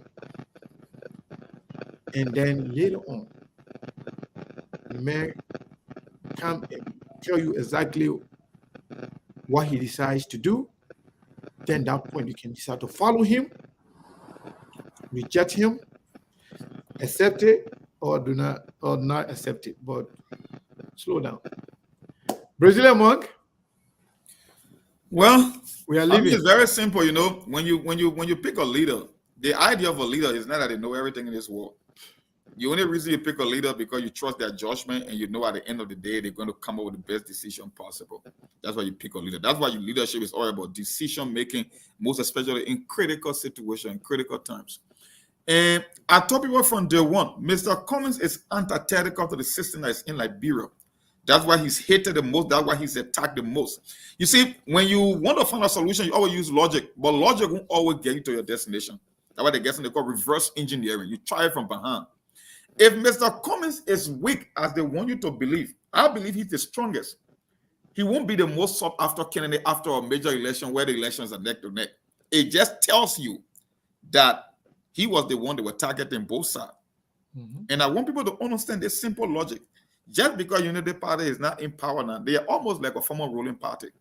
That's why Cummings is always the first order of operation. Sekou, if you want to think logically, why would anyone go after a guy with 1% in an election, knowing fully well he cannot benefit both sides?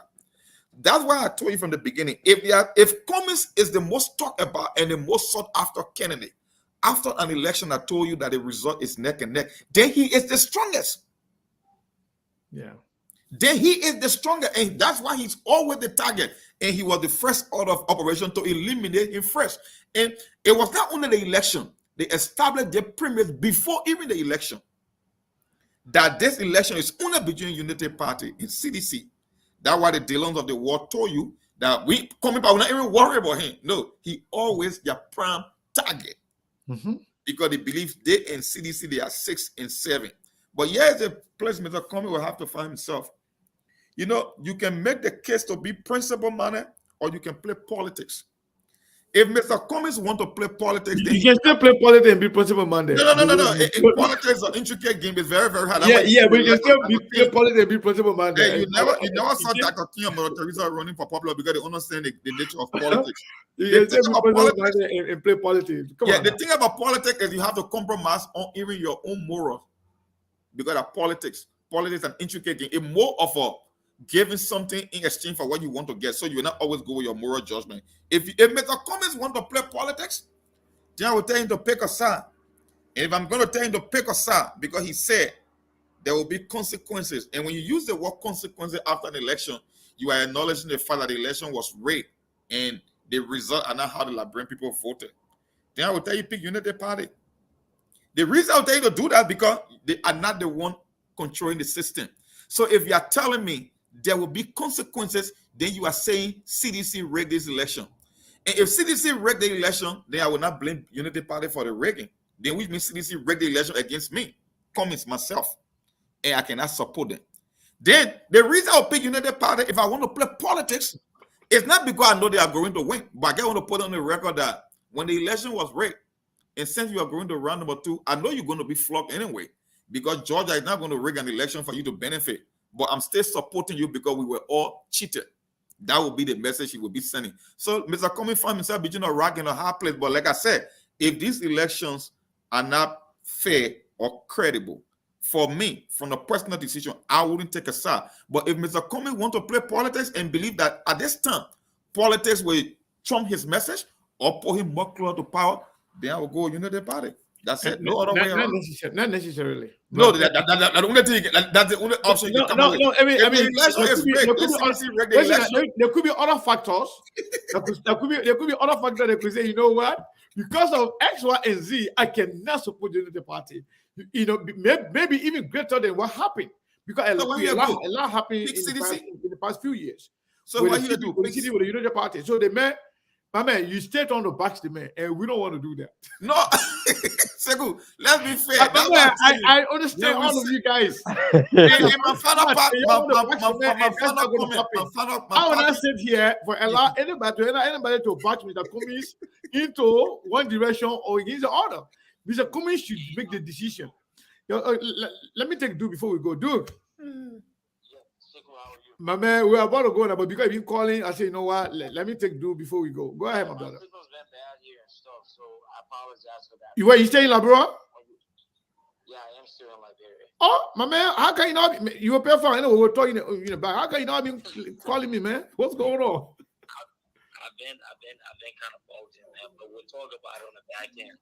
Yeah, what's going on? I just know that. But anyways, I'm fine. Thank you. A little down with the cold because of weather, but I'm okay. Just been going through this post-election first round, but so far so good. But look, I was briefly following some of the comments and then hearing some of the viewpoints. I can't wait until I have the opportunity to really speak, because I've not spoken since probably a week before I left from the States, and then throughout this election period, and it's just been because a lot of different emotions and things about the election here. But what I would like to say is to all of our people in diaspora and supporters of Mr. Cummings, is this. At these crucial times, I just ask that we be a little bit lenient in terms of, what we're suggesting. Mr. Cummings definitely listens to everybody, clearly speaking, but I think that, there's some things that will be discussed throughout. Some of the things I can't go into because, by the way, I will be one of those people that will be voting, and I wouldn't say much, but I just call on all of our people. One thing I encourage you to do is to trust Mr. Cummings' judgment. He has gotten thus far because of his thought processes, and I believe that he will make the right decision, right? Void of any other thing that all of us have concerns about. But I trust his judgment, and I look forward to your decision, as soon as possible. I just wanted to beg my people in the diaspora, to just not be a little too harsh and not be so vocal about which direction you want certain things to go in. I have an idea in terms of, where I believe that things should head. But like I said, I think it will come down to Mr. Cummings and his final say on that issue. But let's remove emotions. And once you remove emotions, sentiments, and all of the extra stuff, I don't think this is one final point, Sekou, because I know you're getting ready to get off. It's okay. You go ahead and conclude what you want to say. I found myself. Last week we had a preliminary meetings, right? And I have to stay up all night. And for the first time, I have to think about my morality, the aspect of morality, and I have to think political, right? And then I saw myself thinking beyond my own emotions, right? And then this is not the time to be emotional. This is the time to be very objective, but to also think politically too, right? About, what's the best decision going forward. So, let's remove our emotions. Let's remove our own biases, and let's look at things from an in-depth perspective, right? That's what we need to look at, and also with a political eye, right? That's what I think. But I think Mr. Cummings will make the right judgment. I pray for God guidance on some of us who've had the opportunity to be able to help this particular decision. But in the end, I think it is going to be something that, it's going to speak to all of us consciousness, right? But I trust Mr. Cummings in this process. So I wanted to big our people. Let's stop being harsh. Look, I've been very furious. I've been down. I've been really, really, thinking about things in a different manner. I've been vindictive. I know what happened in this election. If you're in the diaspora, and if you think Cummings got only 29,000 Liberians that voted for him in this election, don't waste your time. It's not possible. Trust me. I saw things. I recorded things. I went to polling station. I know what happened. Read the as a matter of fact, you must have spoke on the election day. I know with the places you went and the way the people you talked to while going there. I know some of the things I heard. Yes. Look, Sekou. That was the day of the election. Yes, the CPP, Mr. Cummings, did not perform poorly as people speculate or people are saying in this election. I know. And I am not only upset at just one group, I'm even upset at people in the CPP. Look, at the appropriate time we will speak. There was a plan against this man. And the diaspora, I'm begging all of you, there will come a time that I will speak to your consciousness. Look, we're up against something deeper in Liberia. And this is no time for us to retreat because we've made significant gains. There needs to be a new fight, right? And this fight will have to target certain people who believe or who think that they are the lead owners of Liberian politics. These people will have to be completely eliminated from Liberian politics for us to move forward as a nation. And I know the names, I know the individuals. They orchestrated or planned against this man because of their own insecurity. Mr. Cummings did really good in Grand Bassa. These people orchestrated a plan to wipe this man, to wipe any thought of this man, right? Thinking about a potential future run in Liberian politics. And they know it. They know who they are, right? And that's what I said. Let's not be harsh. Let's be logical. Let's be strategic. Duke, not to cut you off, but I have a question. You know me, when you're talking, something can pass my ear, I can pick things up. Yeah. You say you are one of those people who will have the opportunity to vote in this process. So are you telling us that you have a process ongoing wherein members of CPP or party leaders are about to actually, they are already making a decision as to which way they will go, and you are privileged to be a part of that group who will be voting? Absolutely. We had, previous conversation last week. Mm-hmm. I'm not going to go in there. That's why I'm going to be very careful about what I say here, that will not tip anybody off. But yeah, that's a process, and that process is going to take into consideration the viewpoints of people. Like I'm watching the show tonight. I'm only calling in. I've had so much connectivity issue, but I'm calling because I see, a lot of different viewpoints here. Yeah, a lot of hate. I mean, a lot of hurt. People are really hurt. Yeah, a lot of hurt. I'm hurt too. I'm hurt, right? I'm hurt. Really, I am hurt. Look, it's so cool. We will have a personal conversation.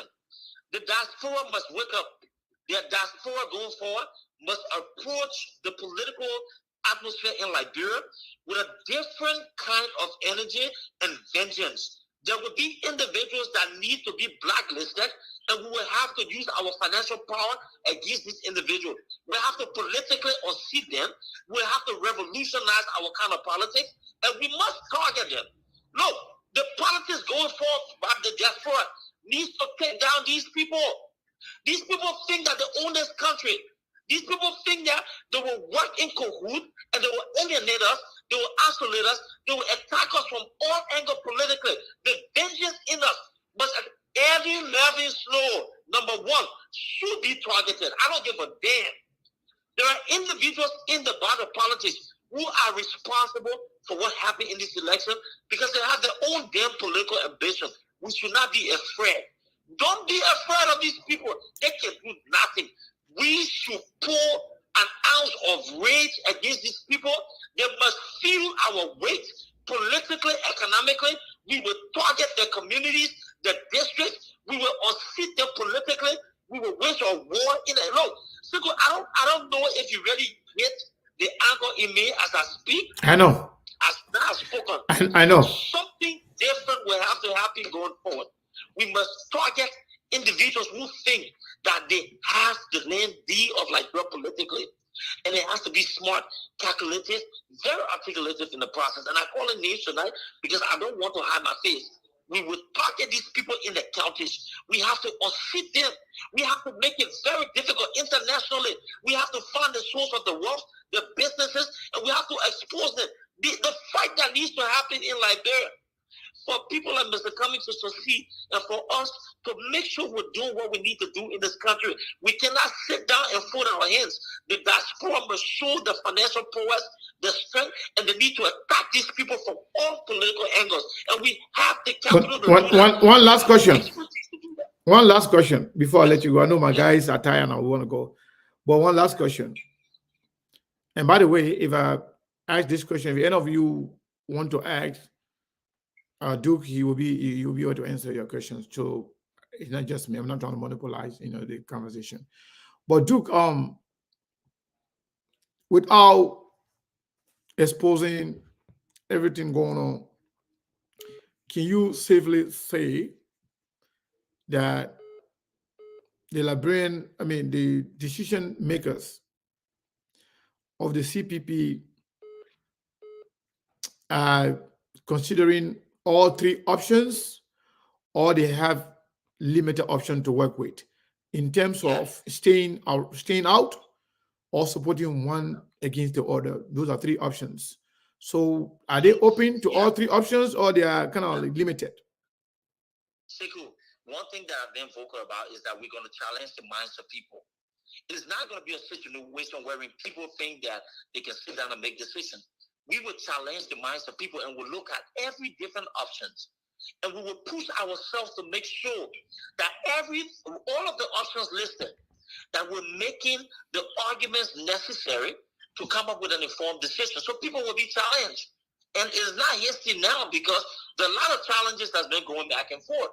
And I'm telling you. No. I was talking about the decision ahead of the quote unquote second round. The decision as to which way the CPP will go, whether is staying home or supporting Weah or supporting Joseph Nima Boakai. I'm asking whether all three options are on the table. Yeah, that's what I'm saying. Okay. Every option is on the table, and we're challenging each other mentally to make sure we come up with the right decision. So don't listen to social media and say, "Oh, they might go this way." All those things that's full screen. There's not any conclusion in terms of where the CPP is going or what the decision will be. Trust me, it is actually far apart on every angle that you will think about. That's why people will make the right decision, because every option is on the table, right? You have to look at everybody.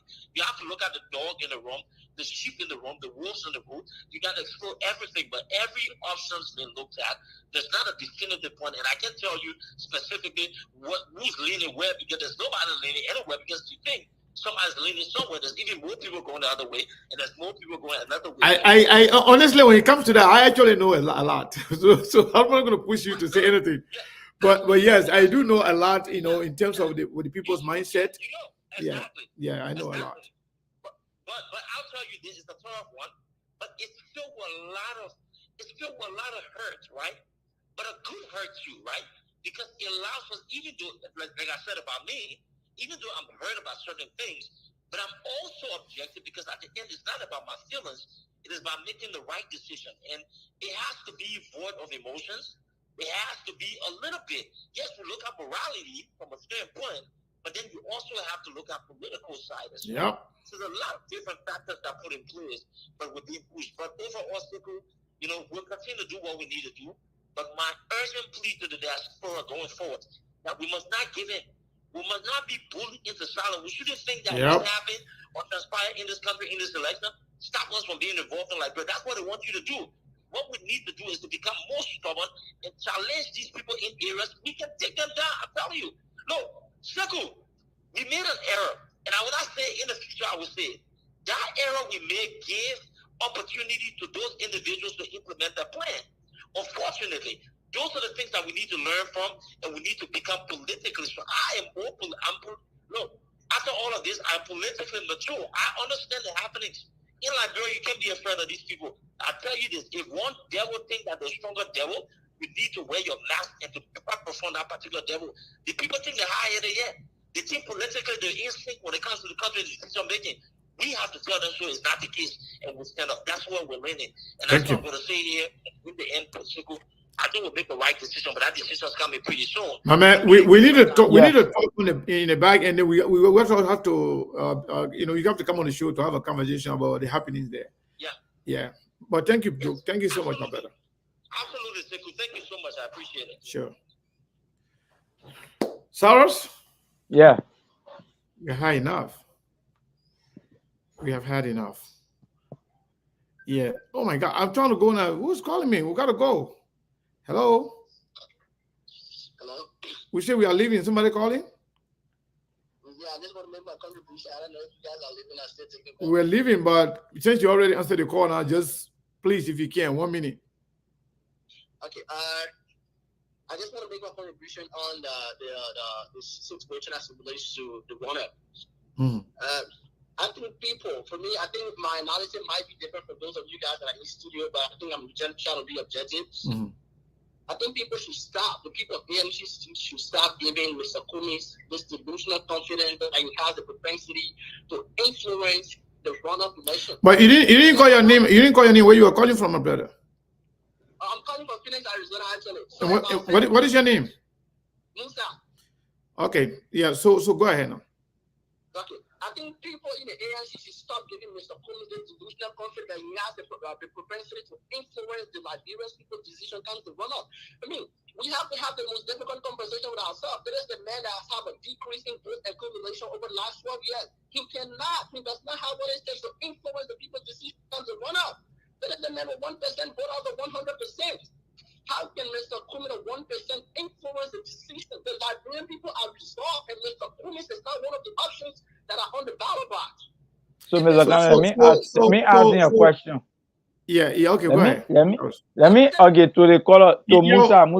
Let me ask you a question. His question and then make your point. Go ahead. Musa, let me ask you a question. You are saying Mr. Kumis cannot influence the decision of the Liberian people, and this man is a 1%. He's a one.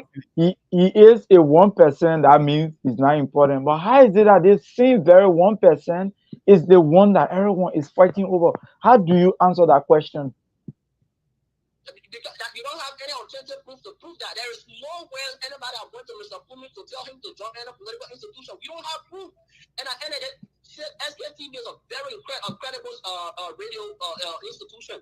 You don't have proof. There is no way you can tell the Liberian people that you have an alternative proof to prove that people have reached out to Mr. Kumis to join the side. Nobody has reached out to Mr. Kumis. So how can you determine the fact that nobody has reached out to Mr. Kumis? How did you know? Because there's no proof to prove that somebody has reached out to Mr. Kumis to pick a side. Are you a man or woman? I'm a man.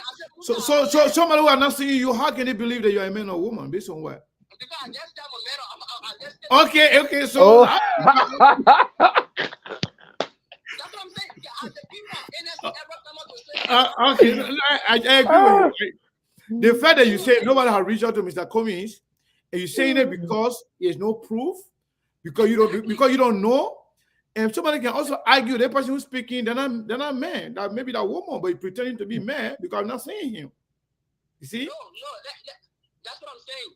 I just told you my gender, right? So you can. That's but how sure are we?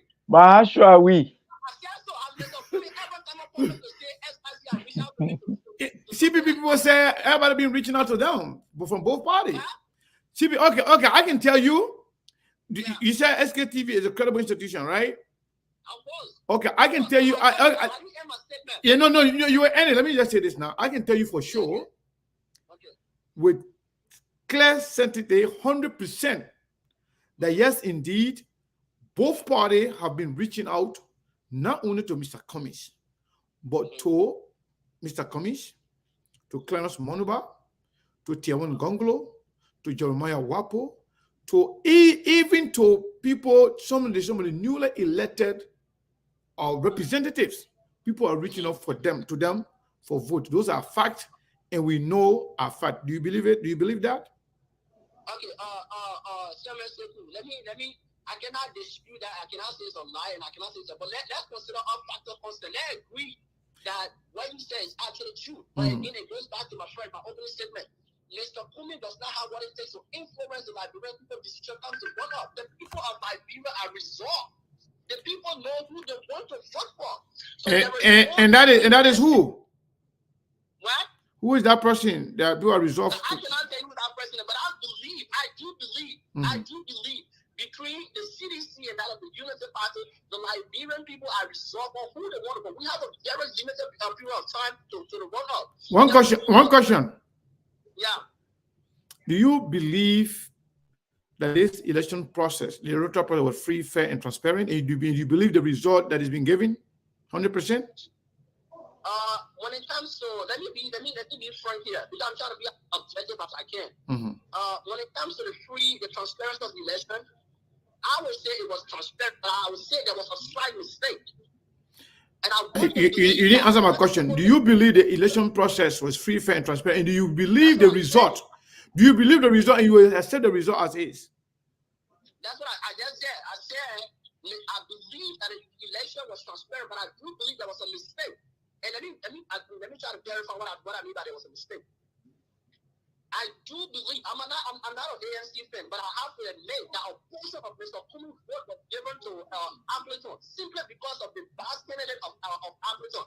When you look at the vice candidate of Appleton, it's Alice Kumi. So many people have mistaken the vice senate bearer of Appleton to be from Mr. Kumi, and most portion of his vote have gone to Appleton to deal with that. All right, I want you to conclude so we can go now, please. But I do believe that the vote was transparent. It was free, and the Liberian people have enjoyed a certain level of transparency when it comes to this particular first one. And again, to conclude, I still want to repeat my statement. Let people in the ANC and and Mr. Kumi can stop giving Mr. Kumi this delusional confidence that he has the propensity to influence the Liberian people's vote, because he does not. All right, thank you. Thank you so much. Thank you. We were close, but we decided to take your call. You know, this is Liberia. He said he does not support Kumi's. We know that. But if you are a political junkies and you know Liberia, and you know the tone of Liberian, how we speak, you can tell clearly that where he is and who he supports. Right. The Liberian people are resolved. Community is not important. You know exactly where that is coming from. I'm not going to tell you his party, but I know. I'm not going to tell you who he supports in this election, but I know, and I believe many of you already know. So I will leave it at that. He's one of my little brothers here that I know. He loves politics, and I like him so much. I love him so much. But I totally disagree with him in so many ways. But again, that's his right to say whatever he wants to say, to support who he wants to support. And his right to call on SKTV like everybody else to make their contribution. Nobody can take that away from him. But yes, in Liberia, we already know each other. We know everybody. When they speak, we know exactly who they are from speaking. And they are going to make this thing difficult for themselves. But eventually, the Liberian people will make a decision. There where we will know that, yes, indeed, Liberian people are resolved. But Sam, Saros, my man, are you there? Yes, thank you, Mr. Kane, and thanks to our many viewers. Are we close now? No, let me just say thank you to our many viewers. Please continue to follow SKTV. We'll be coming to you soon with radio and TV station to Liberia. SKTV is the best. We will. And continuing to be with SKTV. God bless you all and God bless Liberia. Peace, peace is the only thing, because Liberia is the only country we cannot be deported from. Absolutely. So, folks, thank you so much. We really appreciate it. Samalolo, Bossy. Yeah, Jade Ken, I'm when music Bossy over. Jade, Bossy. dene mande music la. Bossy dene kwenye music la. Bossy dene. Aya bossy dene. Jate bossy dene mande music la. Bossy dene kwenye music la. Bossy dene. Wali yangu mango bossy dene. Muso nyuma ungo mango bossy dene. Mambi bolongo bossy dene. Ai envie bolongo bossy dene. Ikituna de bossy dene. Boss. So then gabala US la na kono mo usi ni biro la che I am gonna ka wala kela ne kene ti setamala just with the lamp on no go wolen gadela I am so nyuma uyo ngotela la be masacha wo lome MBP la Vesi basini nsini mambi kono uwo dala kala mbenji la bega mako boss wa iwe kibolo dia nanke wolo ibala heji ko bake Samalolo nata anfele kono mbenji la morovia abe afe kana ben ko bossy dene Antonio Soare gine against me manga yako a bossy the way KPC Chico Bros movement jate the tell a bossy the way that against Samalolo na manager Mr. York na bossy the way Mr. Duke na bossy the way Azaya ngo Messi lile atisi ala chomo ngo bossy lile Udi plem ngo bossy lile Ministro da Gina lile journalist ya star ya bossy lile Madam President tumba fofana kwenye kama sango bossy lile Seku kutubu mande festival chairman a chomo ngo bossy lile Seku kene SKTV chomo ngo bossy lile kwenye kabele uruzu so kama dingo ngo bossy lile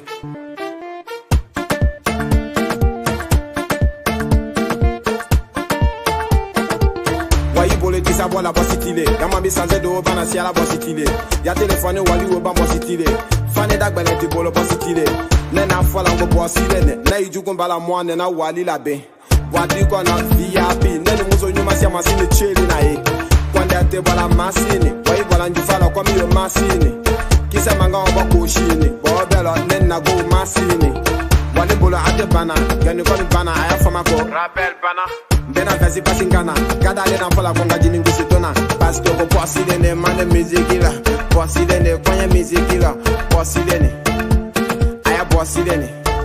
Jate posi dene mande music la, posi dene kwenye music la, posi dene. Wali yangu mango posi dene, muso nyuma ungo mango posi dene. Mambi bolongo posi dene, ai envie bolongo posi dene. Ikituna de posi dene, boss. Kana joy jalala yakonde ba uka saodo jalala nyado dini wala anachelo na awanyado malo ngona kia di wala mambila lo no one sing lolo nyado style yalo vesi engana ne chatile lo nikaka manga itene ijala balola